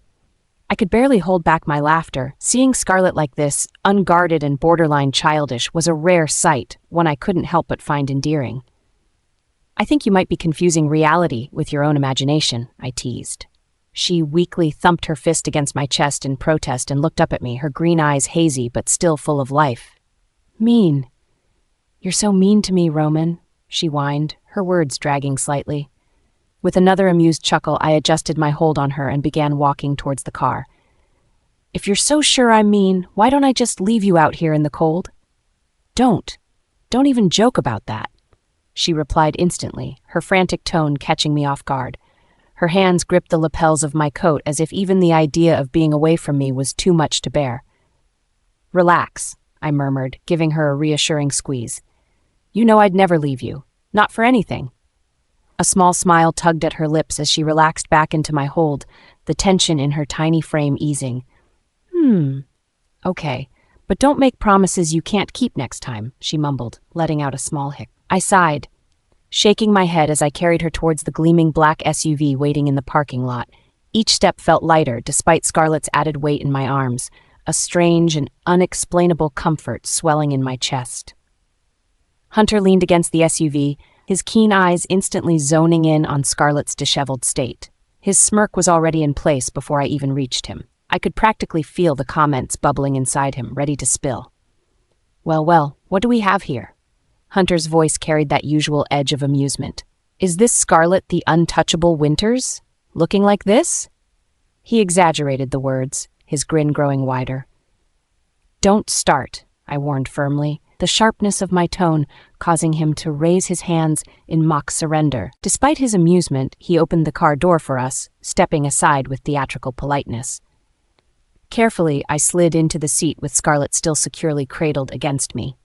She was quiet now, content to nestle into my chest with soft, muffled breaths. Hunter took the driver's seat, and as soon as the doors were shut, he let out an exaggerated sigh. You can't tell me not to start, he said with mock indignation. This is a once-in-a-lifetime sight. Does she even know what she's doing right now? She doesn't, I replied coolly, brushing a stray strand of her auburn hair away from her face, and you do well to keep it that way. He smirked again, shaking his head. Had I known 2 glasses could do this to her, I'd have shown up an hour earlier to see it for myself. Careful, Hunter, I said in a low tone. You're very close to crossing a line. His humor didn't fade, but he wisely shifted his focus. Fine, I'll play good, but it looks like you've got other wolves to deal with. The Amber Pack, for starters. I didn't respond immediately, instead letting my hand rest idly on Scarlet's back. The gentle rise and fall of her breaths against my chest helped calm the irritation brewing inside me. Still grasping at straws, are they? I asked finally, my voice level yet full of quiet menace. More than you know, Hunter said, his eyes meeting mine in the rearview mirror. They're flailing? Finally realizing someone's outsmarted them. Still can't figure out who owns the seaside mansion, though. I smirked to myself, the corners of my lips curling just slightly. Good. Let them feel the frustration. They deserve it. Hunter nodded in agreement. It's amusing, really, watching them scramble while pretending they're in control. And James Amber? I asked, my tone shifting slightly. Still silent, no direct contact yet, but you know he'll call eventually, probably when he's out of options. Predictable, I muttered under my breath, my gaze drifting out the window as streetlights blurred past. There was a strange satisfaction in knowing how far the Amber Pack had fallen, chasing shadows they couldn't even name. Gently, Scarlet stirred against me, her soft voice breaking through the momentary silence. Roman, she mumbled sleepily. You're really warm. I felt my chest tighten at her words, her vulnerability chipping away at every wall I'd built. Get some rest, little wolf, I murmured, pressing a light kiss to the top of her head. She mumbled something incoherent in response before snuggling closer, and for once, The world felt quiet. My fingers tightened around the steering wheel, the tension in my grip causing the leather to groan in protest. The words from Sarah's call still rang in my ears, sharp and relentless. "Why are there amber guards outside Grace's chamber? She's already weak. You need to fix this, Alexander." The anger in her voice hadn't been unfamiliar, but the desperation beneath it, that had stung. I knew she wasn't wrong. Grace was hanging on by a thread, her condition worsening every day. And yet, no matter how much I tried to do for her, it was never enough. I sighed heavily, my mind a jumbled mess of thoughts. Sarah's plea echoed again, so insistent. Move her to the seaside mansion. The mention of the mansion twisted my stomach into knots. The truth was, the mansion wasn't secured. It wasn't even close. Every negotiation attempt I'd made, every effort to acquire it, had been a humiliating failure. "You promised, Alexander," Sarah's sharp voice reminded me during the call. She believed I had already sealed the deal, that Grace would soon have exactly what she needed. But I hadn't, and the fact that Scarlett's name kept surfacing in whispers surrounding its ownership only fueled my growing rage. The idea of her standing in my way, meddling wherever she pleased, it was infuriating. Lost in thought, I nearly missed Jason's voice cutting through my frustration. He'd been talking, though I hadn't been listening. "Negotiations tomorrow are critical," Jason emphasized sharply, his tone betraying his stress. "Nathan Blake's deal hinges on this. If he finalizes it, we'll lose access to the Moonstone deposits entirely. We can't afford that." "Forget it," I snapped, my tone harsher than intended. "Take me to the mansion." Jason stared at me in disbelief, glancing away from the road momentarily. "Alpha, with all due respect, the deposits are—" I said, "Take me to the mansion," I growled, cutting him off. "Everything else can wait." Jason's hesitation was obvious, his grip on the steering wheel tightening, but he remained silent, doing as I ordered. The car moved steadily through the darkened streets. Just as my focus started wavering again, another call lit up my phone. Grace's name flashed on the screen, and the weight in my chest only deepened. "Alexander?" Her voice trembled, sounding frail and broken. It hit me harder than I cared to admit. "I'm here," I said, trying to soften my tone for her sake. Why won't they leave me alone? I can't do this. Please, Alexander, get me out of here." Her words came out unevenly, a mix of sobs and gasps. "Grace," I began before faltering. Her desperation made it impossible to think clearly. "I'll come for you. Tomorrow morning I'll take you out of there," I promised, knowing it might cause more problems later. She sniffled softly, relief apparent in her breathing. "Thank you," she whispered before the line went dead. As the car approached the gates, I leaned forward, scanning the entrance. Security guards stood stationed outside, their presence immediately sparking annoyance. Jason looked my way, waiting for my order. "Make sure they let us through," I instructed, my voice cold. Jason nodded, already rolling down his window. But before he could speak to the guards, movement caught my eye. A sleek black SUV pulled up alongside us. The gates opened effortlessly for it, allowing the car to slip inside without issue. My heart dropped the second I recognized it. Scarlett. My hands clenched into fists. That mansion, it had to be hers. Or his, Chapter 112, Dangerous Claims. The black SUV disappeared down the winding road, its tinted windows concealing its occupants. Alexander stood by the security gates, his fists clenched so tightly his nails bit into his palms.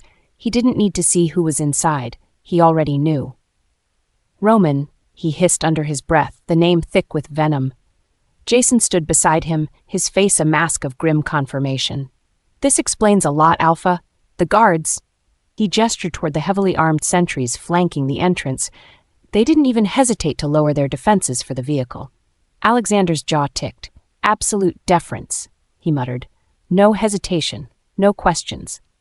Jason nodded solemnly. "Whoever was in that car holds power over them. It has to be Roman. Scarlett wouldn't have this level of influence alone." Alexander's hands trembled, and not from fear. Fury bubbled up, barely contained. The pieces finally clicked into place. Scarlett's so-called mysterious protector wasn't just some nameless alpha. It was him, the man who had flaunted his dominance, broken his bones, and humiliated him repeatedly. "She's been staying here," he barked, pacing in frustration. "All this time, under his protection, living in this mansion while we scramble to even buy it for Grace." He kicked at the gravel below. Jason remained silent, watching his alpha seethe. He knew better than to interrupt Alexander when he was this volatile. Alexander reached for his phone and dialed Scarlett. His finger pounded the screen with more force than necessary. The line rang once, twice, thrice. Voicemail. "Damn it," he roared, throwing the phone into the passenger seat of his car. He turned to Jason, his eyes blazing. "She's avoiding me." Jason hesitated. "What's the plan, Alpha? Do we confront them? Or—" "No," Alexander snapped, cutting him off. "We wait. Let the Winter Pack deal with their drama first. Scarlett may think she's won this round, but this isn't over." The Northern Territories buzzed with scandal. News of Scarlett's legal severance from the Winter Pack spread like wildfire, igniting waves of gossip through the packs. "Can you believe it?" a young she-wolf whispered to her companion near the Territory's trading square. "Sarah Winter signed the bond severance herself." The other wolf hummed in agreement, her eyes wide. "I heard she didn't even hesitate. One signature and Scarlett was no longer her daughter." The first wolf leaned closer, dropping her voice to a conspiratorial whisper. "But she's still keeping Grace, right? The adopted one. Can you imagine favoring a fake over your own blood? Terrible." The second wolf smirked. "Oh, they're getting what they deserve. This whole mess makes the Winter Pack look heartless. Not that Scarlett seems to care. She's doing just fine with her new arrangements." They snickered, their conversation blending into the larger hum of speculation and judgment echoing through the marketplace. In the Winter Pack's main house, Sarah was fending off a barrage of accusatory calls. She sat in the grand office, her knuckles white around the armrest of her chair. Her composure cracked with each grating conversation. "Alpha Marcus, I told you," she snapped into the phone. "I did what was necessary for the pack. Scarlett didn't want anything to do with us anyway." The voice on the other end of the line, muffled but clearly unimpressed, said something that made Sarah bristle. "Grace is still my priority. This has nothing to do with favoritism." Another voice joined the fray from a separate call waiting on her second phone.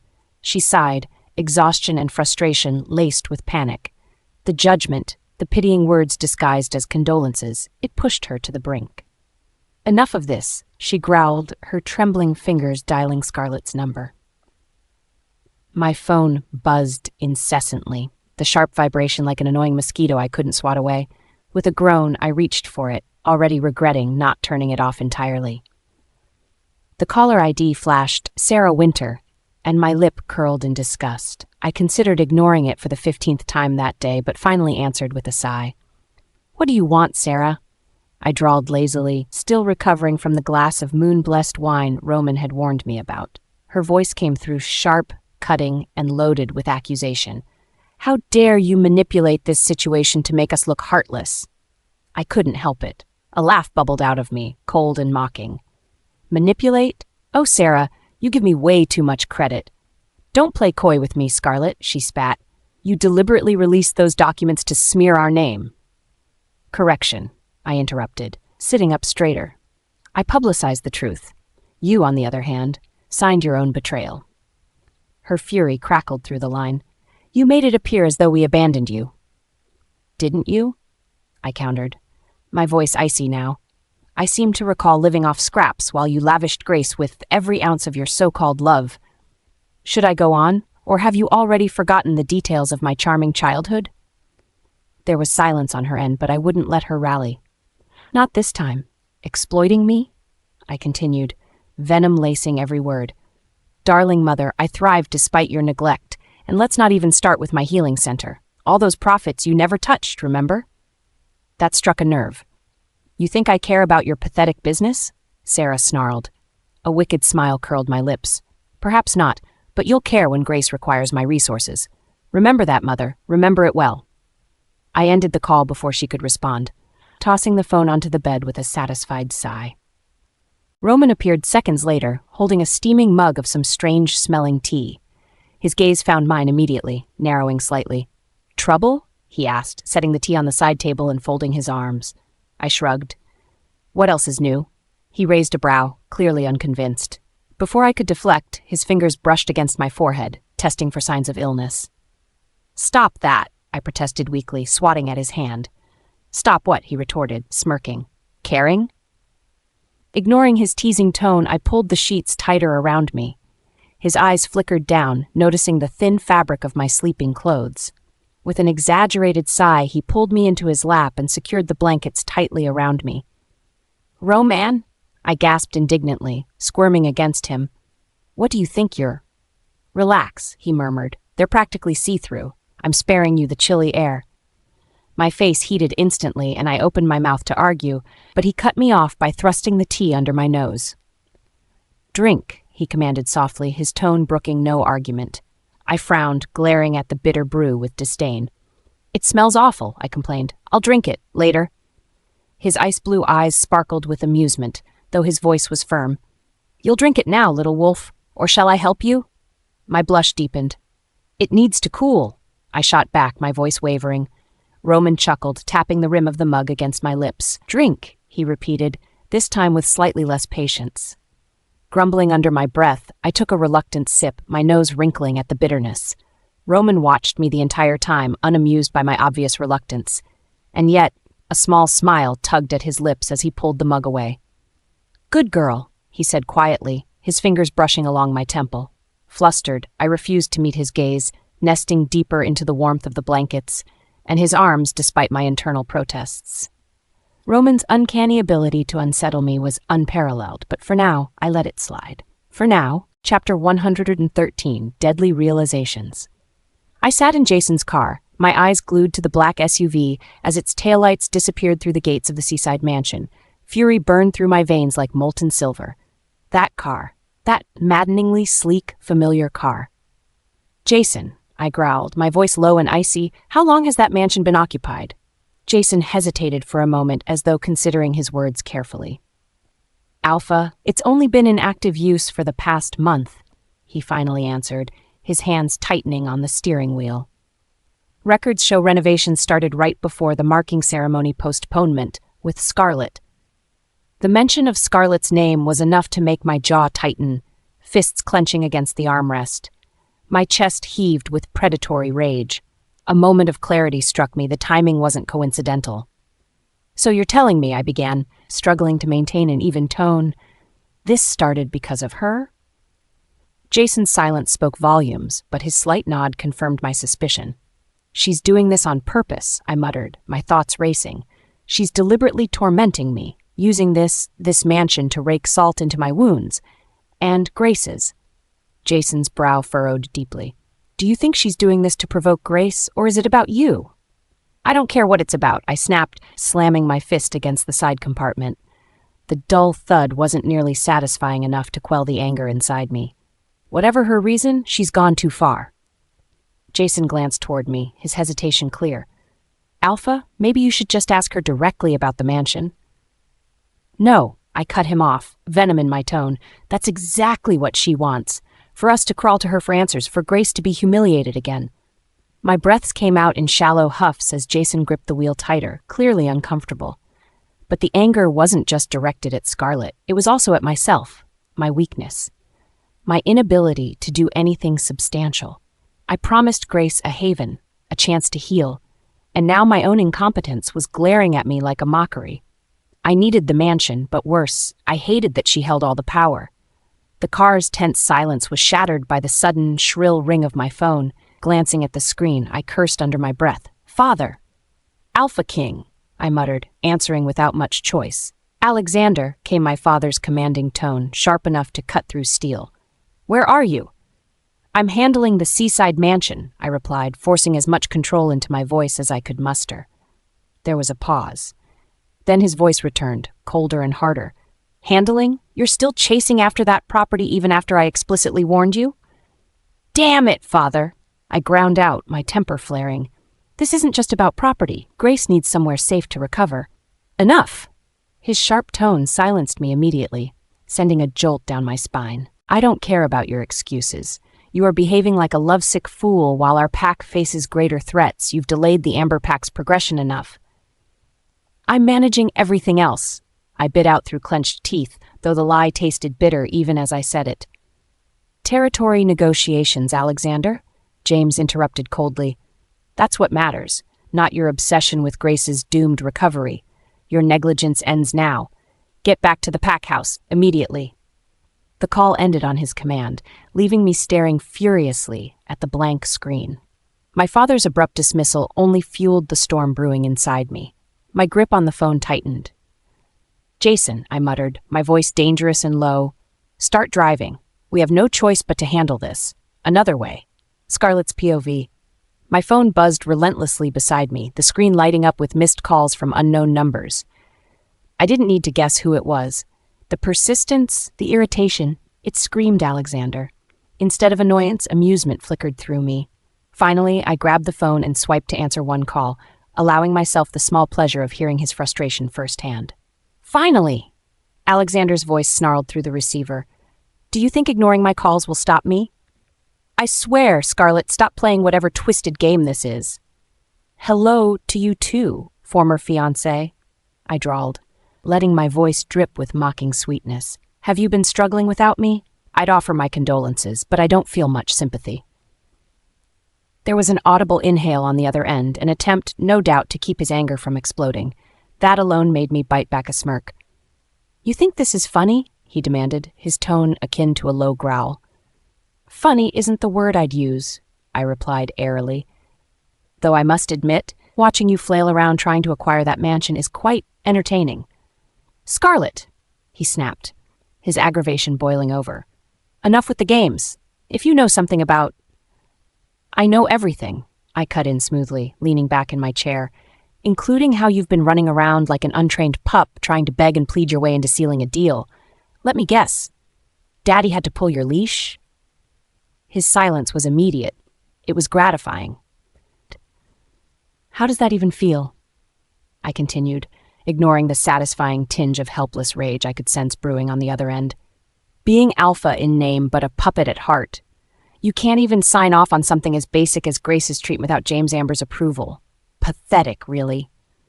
Alexander's voice shook with barely contained rage as he finally bit back. "You really think you're above me now, Scarlett? Just because you've got some mysterious backer. Above you? Oh, Alexander, don't kid yourself." My laughter cut him off sharply. I always was. There was a sharpness to his breathing that made my triumph all the more poignant. For a moment, I thought he might actually snap.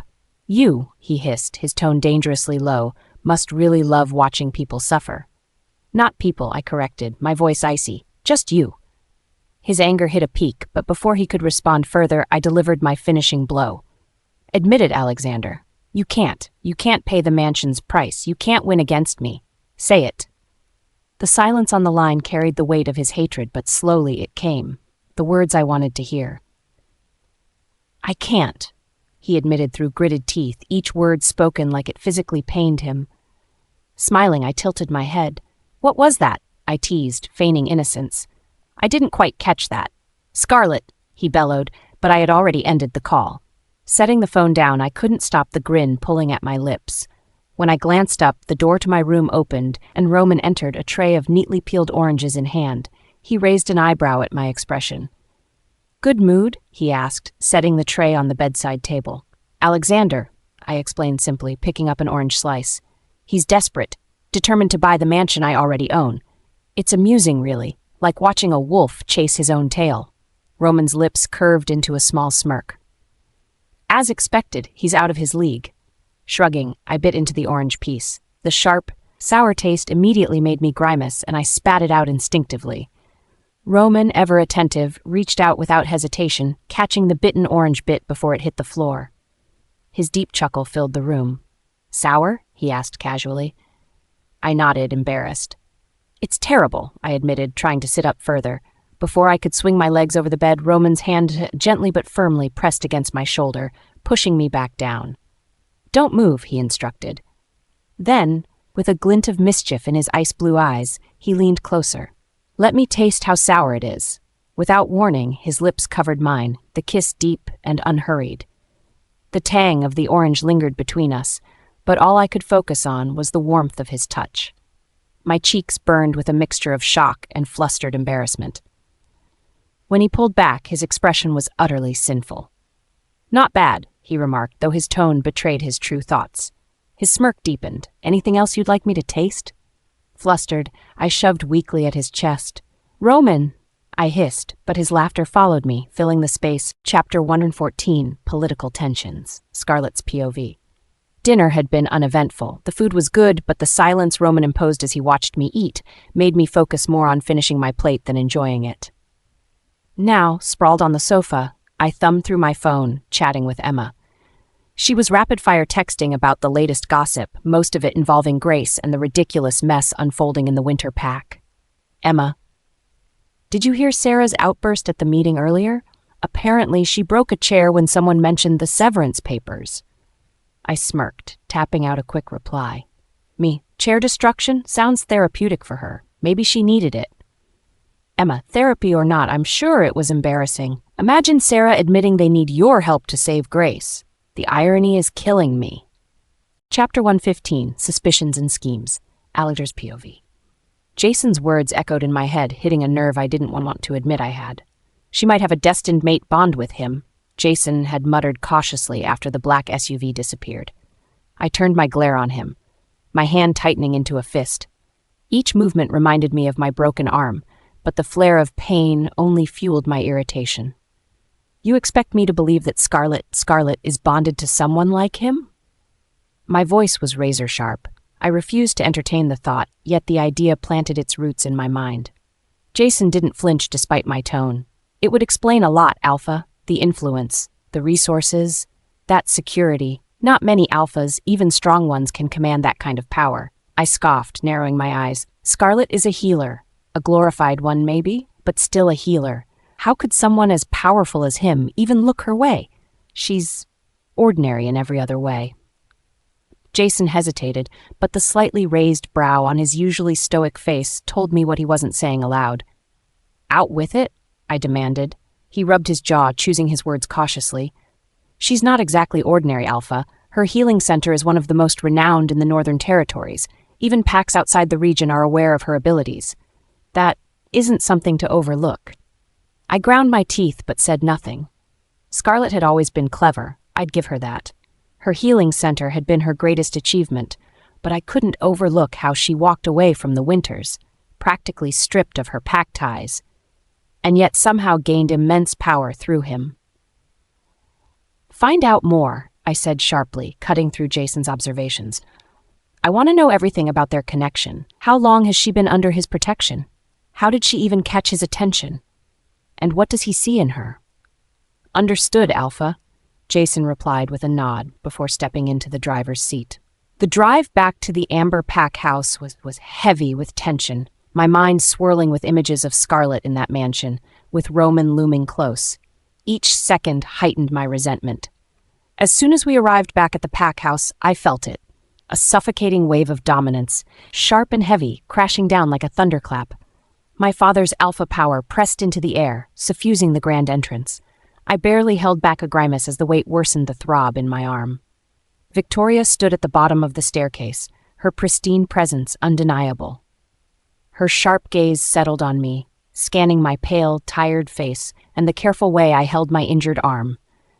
Her lips pressed into a thin line as her eyes flicked toward James, her unspoken disapproval simmering under her stoic facade. Alexander, James's booming voice greeted me, not in kindness but with a demand, as if my mere existence required an explanation. Father, I answered, bowing my head slightly to acknowledge his authority. His piercing blue eyes pinned me where I stood, narrowing with an edge that brooked no argument. Explain yourself, he barked. The force of his command made my legs waver slightly. I straightened despite the effort it took to hold my ground. We're set to meet with the Shadow Organization's representatives regarding the territory agreements tomorrow, I began, my voice steady but strained.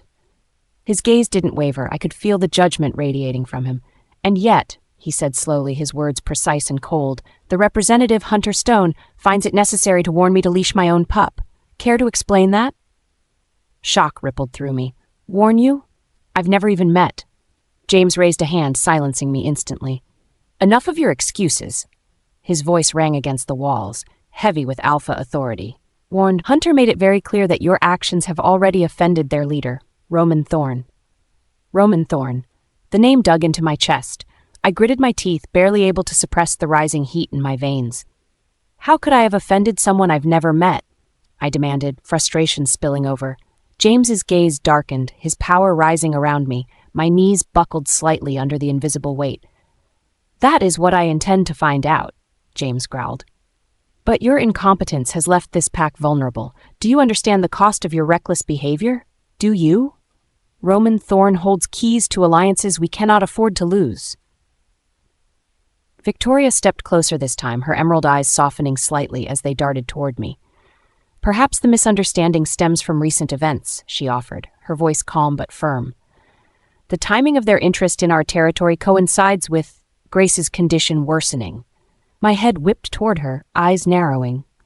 This has nothing to do with Grace, I argued quickly, though even as I said it, doubts started brewing in the back of my mind. James silenced me with another growl, the force of his alpha power making my unbroken arm ache. Quiet, he snapped. Until we understand how deep this issue runs, you will do as I say. His voice left no room for argument. Victoria stepped closer, a soothing calm trying to mediate. If their leader holds our future in his hands, we must tread carefully. That includes reconsidering our priorities with Grace. Her words sent icy dread straight through my chest. You can't mean, I started. We've relied on Grace for too long, James cut in, his voice colder than I thought possible. He turned to his beta. Inform Hunter that I will personally see to Grace's removal from this pack if it means saving our future. No, I barked instinctively. You can't do this. James's piercing gaze cut through my protests. I'll do whatever is necessary, he said with finality. Rage and helplessness burned hot under my skin as the weight in the room crushed me. The conversation blurred as Victoria gently guided me toward the door, her presence both a comfort and a weight in itself. Roman's POV. The evening air was cool, but charged with something unspoken, an anticipation I couldn't ignore. Hunter stood before me in the seaside mansion's study, his expression carefully composed. James Amber's beta called, he began, his voice as even as ever. He offered to send Grace away. Apparently, they believe it'll resolve matters with us. My lips curved into a slow, deliberate smile. Desperation, I murmured, savoring the thought. How predictable. Hunter shifted slightly, his sharp eyes awaiting further instructions. But before I could respond, the faintest presence brushed against my awareness. Scarlet. A thrill shot through me as I turned just in time to see her appear at the top of the stairs. Her emerald eyes flashed with determination but also curiosity, glancing between Hunter and me. Her steps faltered, her footing uncertain. She stumbled. In less than a second, I was there, catching her by the waist before she could fall. Careful, little wolf, I teased, my fingers tightening slightly around her, sensing her pulse beneath my palm. Her rebellious spark returned immediately. I wasn't going to fall, she muttered, pushing against my hold half-heartedly. I chuckled, letting her go, but not stepping back. The warmth of her presence lingered. Her expression shifted, and I could see her sharp mind piecing things together. Grace, she said slowly, her tone turning suspicious. Why would the Amber Pack offer to send her away now? I didn't reply immediately, watching the way her thoughts turned behind her focused gaze. Scarlet wasn't just intelligent, she was dangerous when she considered all the angles. They think it'll earn them favor, I answered finally, my voice low. Her brow furrowed, and she looked at me intently. Favor from you or the Shadow Organization? I didn't answer directly, letting her draw her conclusions. She bit her lip, a flicker of doubt crossing her face. They're desperate, she whispered, the words holding a weight of understanding. Her gaze flickered toward Hunter, then back to me. They don't even realize how deep they are into your game, do they? My smile turned cruel. They'll learn soon enough. As her mind raced through the implications, I took her hand, still holding it lightly in mine. Always so worried, I murmured. She gave me a sidelong glance. I'm not worried, she lied. Of course not. Despite her protests, her fingers tightened slightly in mine, as if grounding herself in the steady current flowing between us. This game had only just begun. Chapter 116, Late Night Schemes. I woke up abruptly, my stomach growling. The clock beside me glowed faintly, its hands pointing to a ridiculous hour of the night. I hadn't been hungry before bed. Roman had ensured I ate everything on my plate, sitting right in front of me with that piercing ice blue gaze of his. And yet, here I was. My hand drifted to the coat slung at the edge of the bed. Roman's coat. I hadn't had the heart to leave it hanging in the closet. The subtle scent of his cologne lingered on it, warm and familiar. Without giving it much thought, I threw it over myself. The mansion was eerily quiet as I crept downstairs. The moonlight streaming in through the tall windows gave the hallways a soft silver glow. My bare feet made little sound on the polished wooden floor, though my heart pounded at the thought of running into Roman. He had always been strict, even when we were kids in the Thornpack. Habits, rules, and discipline, those were his essentials.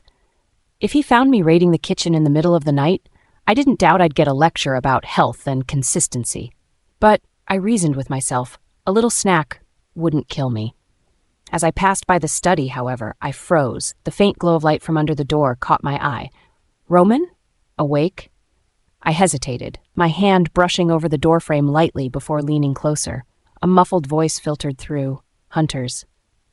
Sending Grace here for treatment? They can't be serious. Hunter sounded incredulous. I pressed my back against the corridor wall, suddenly feeling very awake. Roman's POV. Hunter's voice echoed in the quiet study. They'll really send Grace here? They're desperate. It's pathetic. I leaned back in my chair, my fingers steepled together thoughtfully. Not just desperate, I corrected. Reckless. James Amber knows Alexander's humiliations have put the pack in jeopardy. He's scrambling to clean up his son's mess. Hunter's sharp sigh filled the room. And using their Luna's life as leverage? Doesn't that seem excessive? It's their only move left, I said smoothly, the slightest smirk gracing my lips. They think this will appease us. But why would they even consider that you'd want her here? Hunter challenged us, his usual calm demeanor slipping into disbelief. They misunderstood, I replied simply. They think the warning was about Grace, not Alexander. It works to our advantage. Hunter's expression hardened. You want to string them along, then? I nodded, my eyes narrowing. It'll keep Alexander distracted. We control every piece in this game, Hunter. The more desperate they become, the less rational their decisions will be. Let the misery build. Before Hunter could respond, I caught a faint rustle from beyond the study. My eyes darted toward the door. She's awake, I murmured. I nearly jumped when the door opened, Roman's towering figure blocking the light as he stepped into the hallway. His coat, which I was currently wearing, suddenly felt far too warm. Couldn't sleep, little wolf. His voice was calm, but there was an edge to it, like he already knew why I was skulking around. Hungry, I admitted, clutching the coat tighter around me. Roman's eyes swept over me, lingering on the coat briefly before softening. Hunter appeared behind him, his sharp gaze landing on me. I'll have something prepared, Hunter said casually, heading toward the kitchen. Thanks, I muttered, avoiding Roman's gaze. He leaned against the doorframe, his arms crossing in that authoritative way he always had. You know I don't approve of midnight snacks, he said evenly, his tone bordering on teasing. I tilted my chin defiantly. I missed dinner. His brow raised pointedly. You ate everything. And yet, I countered, gesturing dramatically to my stomach, here I am, starving. His lips twitched, but he didn't reply immediately. Instead, he straightened and nodded toward the kitchen. Fine. Go, next time, tell me. Yes, Alpha, I replied sarcastically, quickly sidestepping into the kitchen before he could say anything else. The sight of Scarlet in my coat lingered long after she disappeared into the kitchen. Hunter returned quietly after she left, his expression unreadable as always. Are you sure about this? He asked, resuming our conversation as though it hadn't been interrupted. About what? Stringing them along, he clarified. James Amber's desperation benefits us now, but they're cornered, Roman. Cornered wolves are unpredictable. I met his gaze calmly. And that's precisely why we'll let them twist in the wind, Hunter. The more they squirm, the more mistakes they'll make. Mistakes we'll use. Hunter shook his head slightly but didn't argue further. I appreciated his caution. It balanced my own risk-taking nature. The faint sound of laughter pulled my attention back to the kitchen. Scarlet's POV. I returned to the study not long after, balancing a plate of fruit and crackers. Roman was seated again, looking every bit his composed self, despite the glint of amusement in his eyes when he saw me. Late-night feast, he teased. Something like that, I said, deliberately plopping myself onto the arm of his chair. He didn't protest as I nibbled on a piece of fruit, though his gaze remained steady on me. "What are you scheming now?" I asked lightly, watching as his lips twitched slightly, betraying his amusement. "Nothing you can't handle," he answered smoothly. I raised a brow. "And that's supposed to reassure me? Roman, you're practically glowing with mischief. It's unsettling." He chuckled, the sound low and warm. "If you must know, I'm simply ensuring justice. Alexander and his pack have been careless." I popped a cracker into my mouth, humming thoughtfully. "Justice, huh? By dangling Grace's life in front of them?" His smirk widened slightly. "Only poetic." I shook my head but couldn't hide my own grin. There was something undeniably satisfying about watching the amber pack unravel. "You're terrible," I said playfully, though a flicker of worry tickled the back of my mind. His gaze softened and he reached out, lightly brushing a stray piece of hair from my face. "Terrible, but effective. You of all people should understand the need for strategy, Scarlet." I sighed. "Maybe you're right, but it's going to destroy them. Alexander and Grace both, especially her." "She's already destroyed, Scarlet," Roman said quietly, his voice tinged with an uncharacteristic gravity. "The question is whether they'll realize it too late." His words sent a chill through me, but before I could respond, his tone shifted again, lighter, almost teasing. "Tell me about the healing center," he prompted, leaning back slightly. Surprised by the sudden change in topic, I hesitated for a moment before launching into how the business had grown over the years. "It's been incredible," I admitted, my voice softening, "especially with those early contracts from Shadow Industries. They made such a difference." Roman's expression didn't change, but there was a flicker of something in his eyes. Amusement? I wasn't sure. "They apparently only choose the best," I added, feeling a small surge of pride. "So naturally, they chose us." He chuckled softly, his fingers idly running through my hair. "They have good taste," he murmured, the weight of his gaze making my cheeks warm slightly. "Is that a compliment? Or are you just taking credit for my success?" I teased, leaning closer. His smirk was the only answer I received, but it was enough to tell me he knew much more than he ever let on.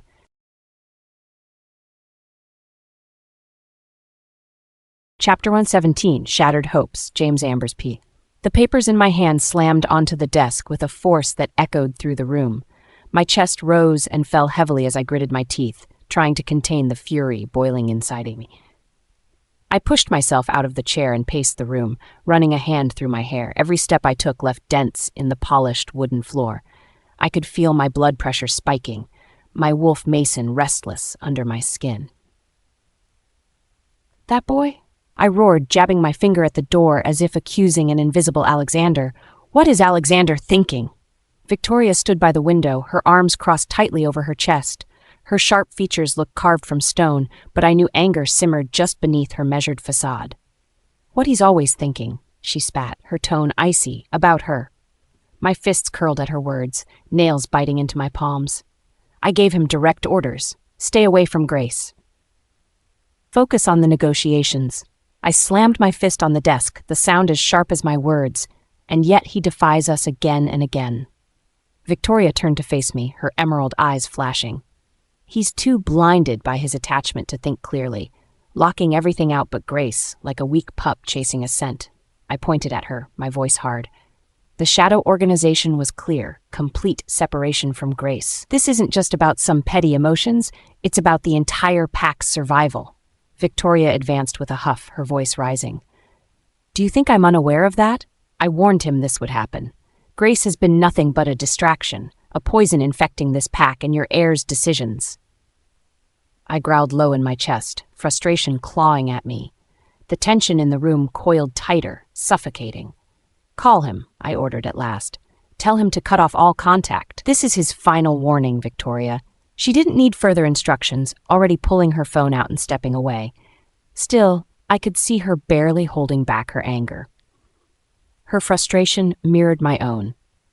With every passing moment, I could feel the weight pressing harder. We couldn't afford one more mistake, one more reckless disobedience. The air in the corridor felt cold as I stormed out of my father's office, Jason trailing silently behind me. My fury simmered just beneath the surface, each word from my father's lecture echoing in my head. This is all about control, I snapped, more to myself than to Jason. They think they can decide everything for me. For Grace. Like she's some pawn to sacrifice for their games. Jason said nothing, his quiet gaze reserved as always. That only irritated me more. I did what I thought was right, I growled, my fists clenched at my sides. Grace needs me. She's all I have. Jason finally spoke, his voice calm yet cautious. Alpha, you know what your father said, the Shadow Organization. It's serious. If they've made demands, your father's hands are tied. Tied!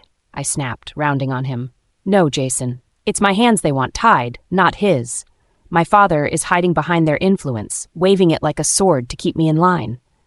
Jason held his ground, his neutral expression unwavering. And you think disobeying will help Grace? I flinched at his words, my wolf growling internally. The frustration ripped through me, but he had a point. My rash decisions weren't doing Grace any favors. Shaking my head, I sighed heavily. What do they want from her? Why are they so determined to separate us? I don't know, Jason admitted softly, but if you push them, it could cost more than just her. The stakes are higher now. The entire pack depends on these alliances.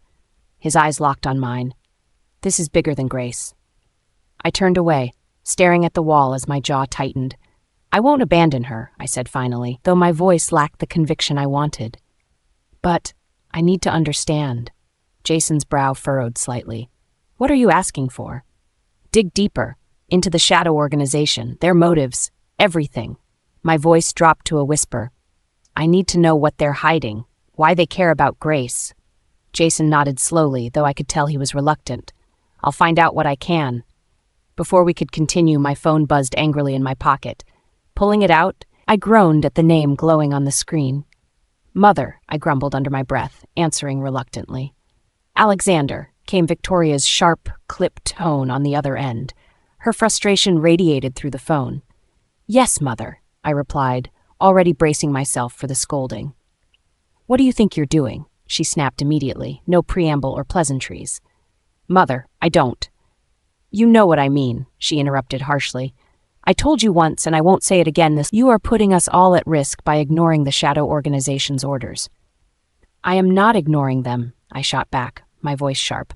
I'm doing what I can. You mean defying us? She cut in icily. Because that's what it looks like. Grace is a liability. Her condition, her actions, everything about her has drawn nothing but trouble to this pack. My grip tightened on the phone as her words sank in. Her condition is not her fault, I said through gritted teeth. She's innocent in all this. Innocent, she replied, her voice dripping with disdain. Do you really believe that? After everything she's done in Europe? Do you think her silver poisoning came out of nowhere? That she just stumbled into it? I froze, her accusation punching through my defenses like a blade. My mind raced as doubt I didn't want to acknowledge crept in. Grace didn't, I started, but the words faltered. No, Alexander, Victoria said coldly. She brought this on herself, and now she's dragging you and the entire pack down with her. She's still my mate, I whispered, but it sounded like a last grasp at straws. And being your mate doesn't excuse her actions, Victoria retorted sharply. The Shadow Organization made it clear. They don't want her near you. Not until we finalize negotiations. Do I make myself clear? The words finalize negotiations stung, their weight heavy on my chest. Yes, Mother, I murmured reluctantly. You'll keep your distance, she said firmly, and this conversation is over. The call ended abruptly, leaving me in the cold silence of the corridor. Jason's gaze flicked toward me, but I ignored it, my mind spiraling. The small healing den room had become suffocating. Every time I looked at the pale walls, I felt trapped, like the silver poisoning in my veins had reached out and chained me here. But today was different. Alexander had called earlier with news that changed everything. Tomorrow, I was finally leaving this place. The seaside mansion would be my new sanctuary, a place away from whispers, pitying gazes, and judgmental healers. I turned the silver bracelet on my wrist, a gift Alexander had given me when our bond first formed. It reminded me of his promises, a future together, safe and happy.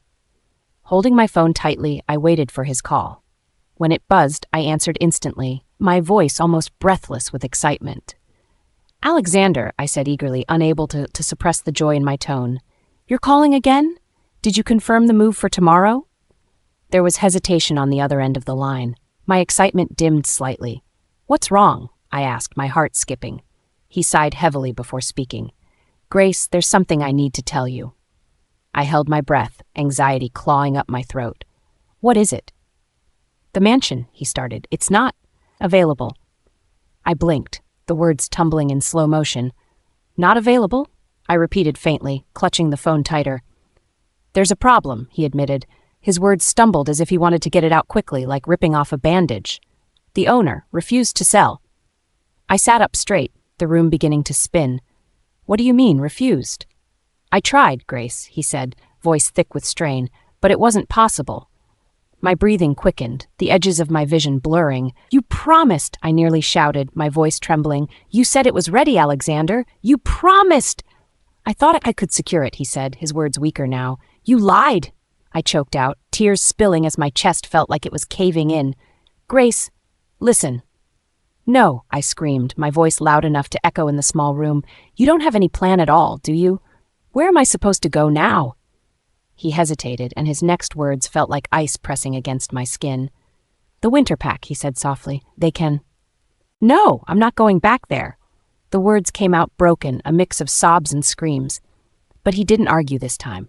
Instead, the call ended abruptly, leaving me alone with my despair. The door creaked open and my mother entered, her face pale with concern. "Grace, what's wrong? What happened?" My sobs intensified, my voice shaky as I pointed at my phone. "He lied, Mom," I gasped. "The mansion. He wasn't going to save me. He never even had it." Her eyes hardened, and her lips tightened into a thin line. As she pulled me into a hug, her expression betrayed her own growing fury. We both felt it. Everything was falling apart. Chapter 118, Morning Encounters. The sunlight poured gently into the room, kissing my skin with warmth as I stretched lazily. For the first time in days, I woke up feeling fully rested. No strange visions, no overwhelming stress, just peace. I glanced at my phone to check the time and saw Claire's name flash on the screen. Her timing was both impeccable and uncanny as always. "Claire, good morning," I answered cheerily, rubbing the remnants of sleep from my eyes. "Scarlett," she greeted in her usual brisk tone, "I need you to delay your visit to the healing center today. Margaret, the elder, asked for you to stop by her sanatorium." "Margaret?" I asked, sitting up straighter with a frown. I'd only met the ancient wolf doctor twice before, enough to recognize her as a brilliant yet eccentric figure. Her herbal fields provided some of the rarest ingredients to my center, but we hadn't interacted often beyond business transactions. "Yes, Margaret herself," Claire confirmed. "She insists she needs to speak with you directly." It sounded urgent. Her efficient tone left little room for questioning, and a part of me trusted her instinct completely. Sighing, I got up from the bed. "All right, let Margaret know I'm on my way." I didn't have much time to dwell on her unexpected request, as shortly after, Roman casually strolled into the room, dressed immaculately as usual. His ice-blue eyes softened when they landed on me, though the playful smirk that tugged at his lips sent an involuntary shiver down my spine. "And where are we off to this morning?" he asked, leaning against the door with his ever-commanding presence. "Margaret's sanatorium," I mumbled as I adjusted my scarf, determined not to meet his accusatory stare. "She requested me specifically." Roman raised a brow, clearly filing the information away. Without skipping a beat, he motioned toward the doorway. "Then let's not keep her waiting. The SUV is ready downstairs." I rolled my eyes but couldn't stop myself from smiling faintly. Roman's overprotectiveness often walked the fine line between endearing and exasperating. In the warmth of the black SUV, I found myself lost in thought, trying to piece together why someone like Margaret would request me so insistently. Roman, sitting beside me, observed me with a sharp glint in his eye. The faint smirk returned to his lips, as if he had just thought of something amusing. "You look unusually puzzled, little wolf," he said, breaking the silence. I sighed, knowing he wouldn't leave me alone until he pried out the source of my thoughts. "I just don't understand why Margaret would—" "Oh, come now," Roman interrupted, that playful tone cutting through my words. "Don't tell me you didn't consider the possibility that she might want to introduce you to her beloved grandson." I narrowed my eyes at him, the irritation bubbling to the surface. First of all, if she has a grandson, I doubt she would pull me into her matchmaking whims. Second, I hesitated, noticing his smirk deepened. Second, he prompted, leaning ever so slightly closer. Second, I already know you'd chase off any potential match, Margaret suggested, with nothing more than your usual icy glare, I retorted, crossing my arms as a smirk formed on my lips now. Roman let out a low chuckle, but the sound was laced with something deeper, a possessiveness that set my wolf Cora on edge. You think I'd stop at just a glare? He mused, lightly running his fingers along his jaw. His voice carried that dangerous edge of confidence, a reminder of just how far he would go to stake his claim. There wasn't much I could say to that, so I simply shook my head and looked out the window, though I could feel his gaze lingering on me.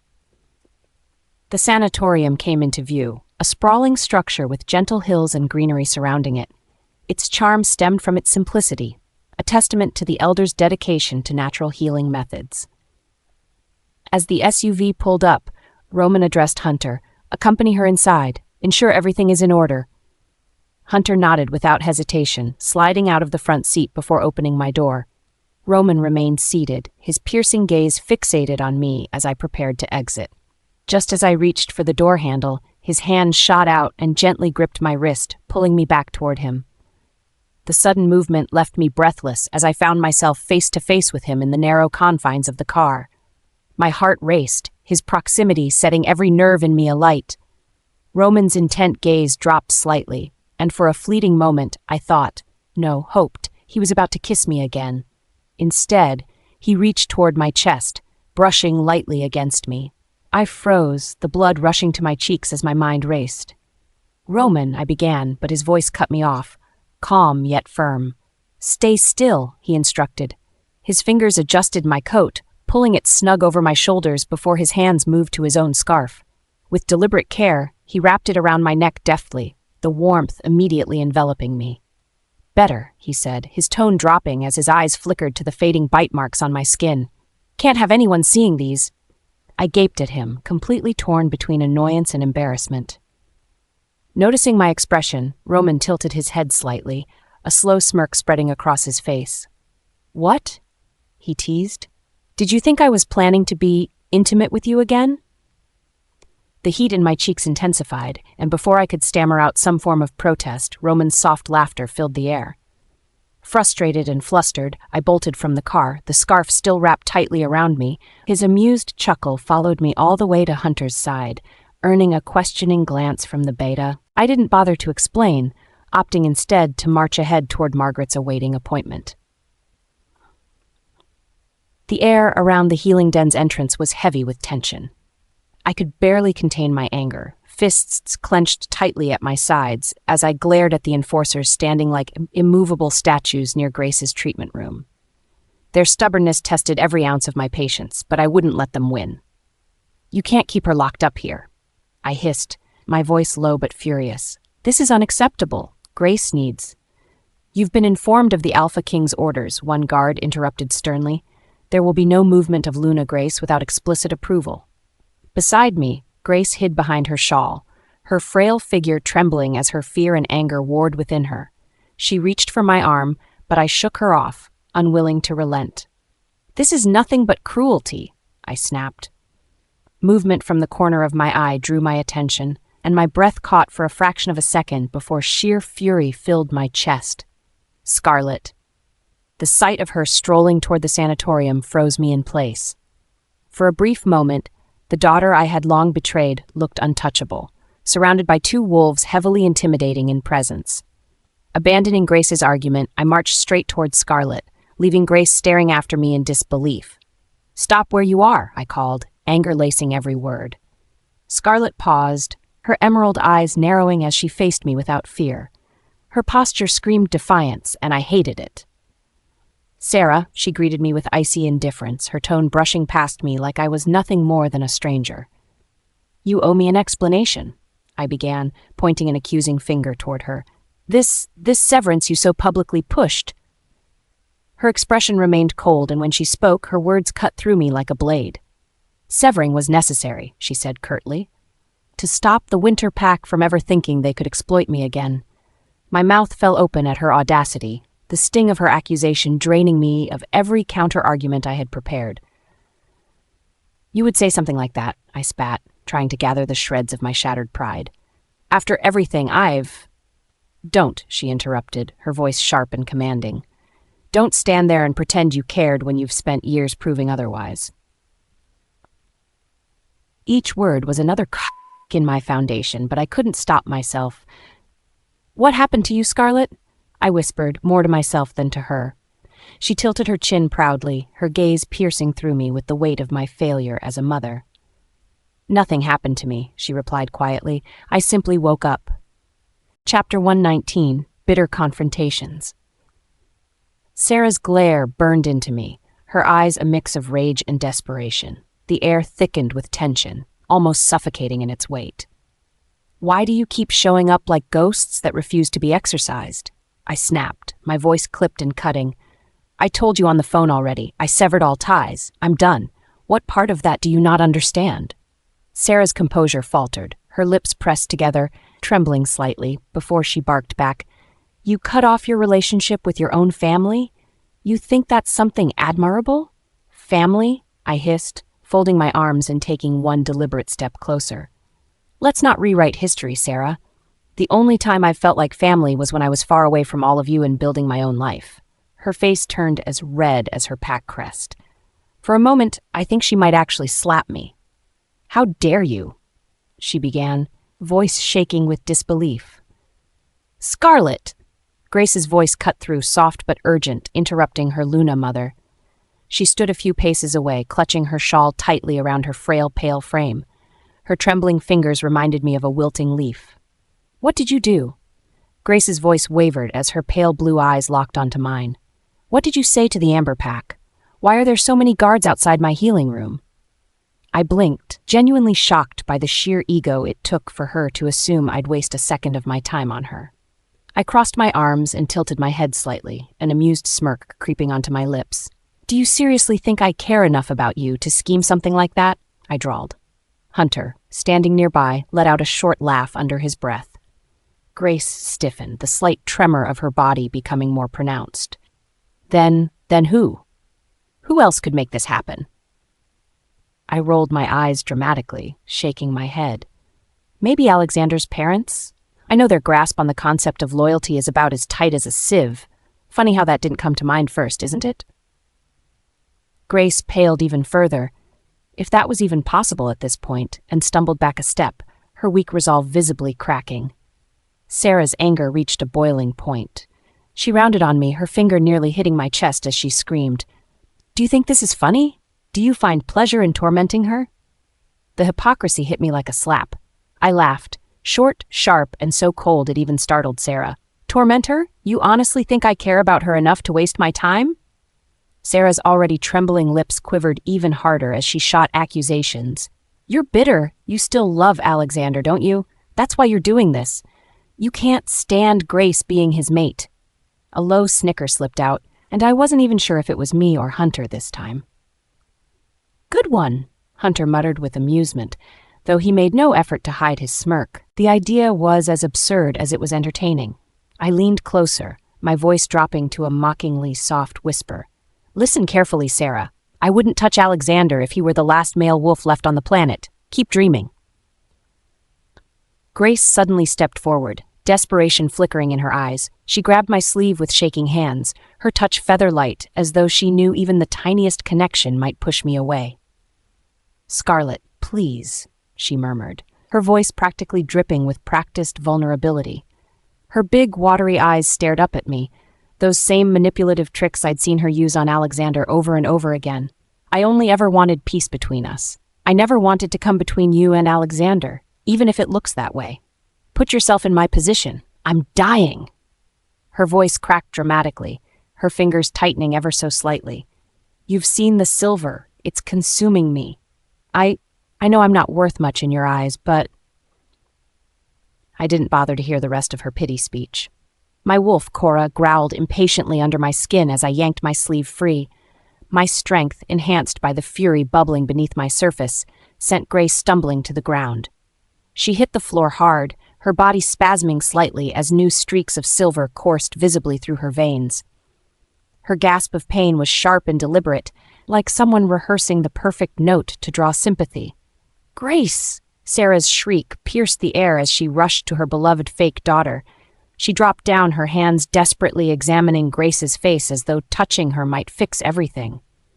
Grace, true to her performer's streak, moaned weakly, clutching at her chest and barely lifting a quivering hand to her mother.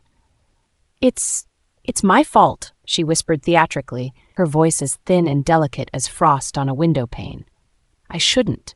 I rolled my eyes so hard it almost hurt. "Oh, stop it," I snapped, cutting off whatever Shakespearean monologue she planned to rehearse next. "You're not fooling anyone, least of all me." Sarah turned her icy gaze to me, her eyes blazing. "You've gone too far. Get out of here. Leave Northern Territory. Grace doesn't need your hostility poisoning her further." I narrowed my eyes, taking a single step forward as I challenged her with nothing more than my presence.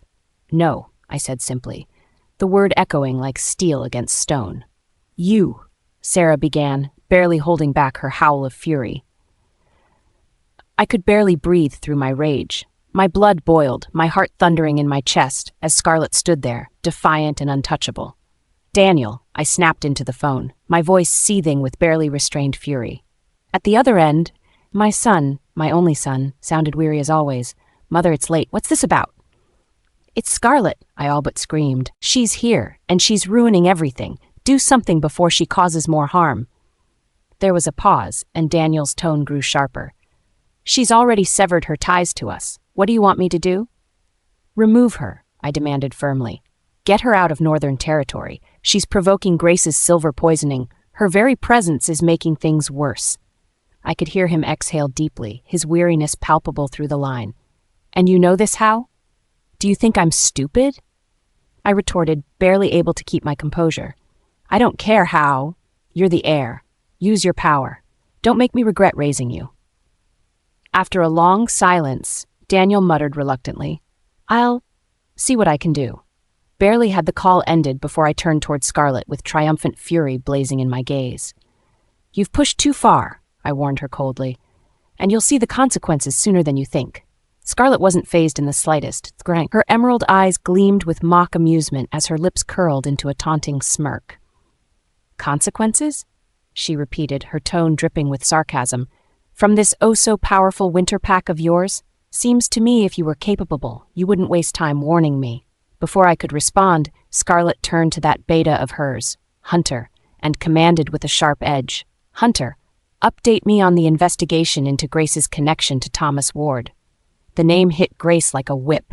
Her body flinched involuntarily, almost imperceptibly, but enough to show she was hiding something. "Thomas?" I repeated, frowning as I glanced between her and Scarlett. Scarlett looked amused, almost pleased by my confusion. "Oh, don't look at me. Maybe you should ask Grace." When I turned to Grace for answers, I could feel it, the sudden, unmistakable panic emanating from her trembling figure. Her face had drained of all its remaining color, her lips quivering as though she were fighting to keep herself from spilling secrets better left buried. Chapter 120, Dangerous Revelations, Third Person's POV. Scarlett's emerald eyes gleamed with cold calculation as she lingered near Grace and Sarah, her presence unnerving them both. Sarah's fury was palpable, her protective instincts for her adopted daughter turning into desperation. Grace, meanwhile, trembled beneath Scarlett's penetrating gaze. Her pallid face betrayed both fear and guilt, a toxic mix that clung to the air around her. Scarlett took a deliberate step forward, folding her arms as her tone turned deceptively sweet. "By the way, Sarah, there's something quite peculiar I've been wondering about," she began nonchalantly, leaning her weight slightly onto one hip. Sarah immediately stiffened, her gaze narrowing. "What now, Scarlett? Haven't you said enough?" She spat, clutching Grace's trembling frame closer against her side, as though shielding her from Scarlett's words. Scarlett gave a short, mirthless laugh. "Oh, I doubt I'll ever say as much as I'd like to," she replied dryly. She then turned her focus completely to Sarah, ignoring Grace's feigned sickly demeanor. "I'm curious about that rather large sum of money Grace transferred recently. You must know about it, right?" The mention of money made Sarah blink in confusion, her posture faltering as irritation gave way to uncertainty. Money? What money? Oh, you don't know? Scarlett raised an eyebrow mockingly, her voice soaked in faux innocence. I assume it was for some sort of very, very urgent expense. Perhaps for her so-called European treatment? Grace's body jerked slightly at the accusation, her fragile frame nearly collapsing further into Sarah's grasp. It was for that, she stammered, her voice weak and shaky. I needed specialists, the best ones for my condition. Scarlett smirked, the corner of her lips curling into a victorious shape. The deliberate unease Grace tried to mask only added to her certainty. Really? For treatment? Scarlett's tone was laced with mocking disbelief. She tilted her head slowly, studying Grace's trembling hands. That's strange. You see, the name associated with the matches someone. Not a healer, but a rogue wolf. Grace froze entirely. Scarlett leaned forward slightly, lowering her tone enough to be dripping with venom. Recognize the name Thomas Ward? The air around them seemed to shatter, the weight of those words landing like a thunderclap. Grace's panic was immediate. Her breathing hitched audibly, distress visibly creeping over her features as her pale blue eyes darted wildly between Scarlett and Sarah. I don't. You're lying. Grace tried to spit back in denial, but her voice broke halfway through the words. Her shaking hands hovered over her chest like she could physically keep her crumbling composure intact. Sarah turned sharply toward Grace, her protective demeanor slowly morphing into something closer to confusion, then suspicion. Grace, what is she talking about? Who is Thomas Ward? Scarlett's expression remained calm, as though she were watching from a throne. Hunter, standing silently near her, finally spoke up, his gravelly voice cutting through the tension. The rogue in question, Hunter stated bluntly, was recently discovered to be involved in a coordinated attack years ago. Multiple werewolves severely wounded. One was left nearly dead. Scarlett's jaw tightened slightly at this, though she kept her calm demeanor intact. Oh, yes. A few details about those attacks stood out to me. Her voice lowered, her words sharp as daggers. Specifically, hired rogue wolves targeting Thornpack and Winterpack members. Imagine that. Hunter's words seemed to squeeze Grace's last fragments of composure from her frail body.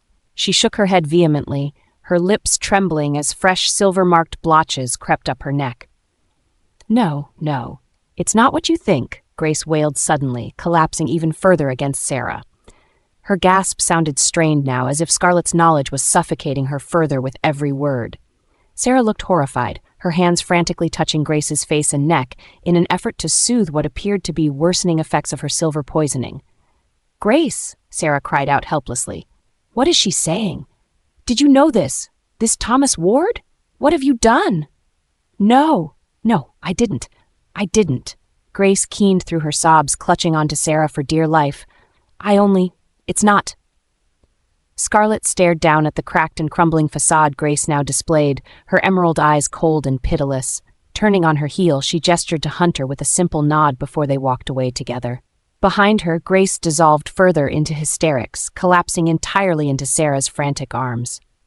Sarah's panicked cries for healers echoed down the long corridor as Scarlett's confident steps faded into the distance. Grace's weight grew heavier in my arms, her frail form trembling violently as muffled cries spilled from her lips. My heart raced with a mix of panic and disbelief as I shouted for anyone to bring help. Grace, please, hold on, I begged her, gripping her close despite my own shaking hands. But her silver poisoning had surged uncontrollably, the streaks of venom threading through her veins like a curse manifesting itself further before my eyes. My mind raced as Scarlett's words burned themselves into my thoughts. Thomas Ward, a rogue wolf, blackmail. What in the moon goddess's name had Grace done? I'm sorry, Grace whimpered faintly, her voice barely a whisper as I tried to support her limp figure upright. I'm so sorry. I didn't mean. What didn't you mean, Grace? I demanded, my voice strained and my eyes desperate. Tears blurred my vision. Talk to me! Explain it! But her only answer was soft, incoherent murmurs as more silver bloomed at her throat. Glaring around the empty hallway, I searched for solutions, for allies. Seeing no immediate options, I whipped my phone out, my fingers trembling too much to grip it properly. I dialed Alexander without a second thought, the connection buzzing faintly before falling flat as no answer came. I tried again and again. He didn't pick up once. Before my panic could reach its peak, another line of thought pierced my mind. Victoria. She had been standing firmly against Grace from the start. Perhaps she knew something of this. Perhaps she would help now. The phone barely rang once before her voice came cold and cutting through the speaker. "Sarah," Victoria greeted me, though her tone lacked any warmth. "I've been expecting your calls." "Victoria," I bit out, unable to keep the hysteria from my voice. "Tell Alexander to come immediately. I need him here." Grace's condition. "Save it," Victoria snapped, cutting through me like a blade. "You've spent years involving my son in Grace's endless melodrama. This is where it stops. Do you understand me?" "What are you?" I stumbled over my words, confused by her venomous tone. "What are you saying? This is your Luna, your son's mate." "Mate or not, Grace is a problem," Victoria stated coldly. There was no faltering in her sharp voice as her words struck deeper with every syllable. "She isn't innocent, not now, and certainly not before. And her condition." "Her condition?" I repeated, my chest tightening as unease swirled within me. "Ask her yourself, Sarah," Victoria spat, "about the rogue attack near Thornpack territory, the one Scarlet nearly died in. Ask her why we sent her to Europe in the first place, and who exactly she worked with while she was there." The line between us felt like it vibrated with the weight of those revelations. "You're lying," I whispered faintly, though my voice carried no conviction. "Oh, how I wish I were," Victoria replied sharply. "But I have plenty of evidence to match that name Scarlet so kindly dropped earlier. Thomas Ward. She's my daughter," I tried to plead, though my voice betrayed my unraveling mind. "And Scarlet's not," Victoria cut back heatedly. "How much longer are you willing to destroy your bloodline for Grace's lies?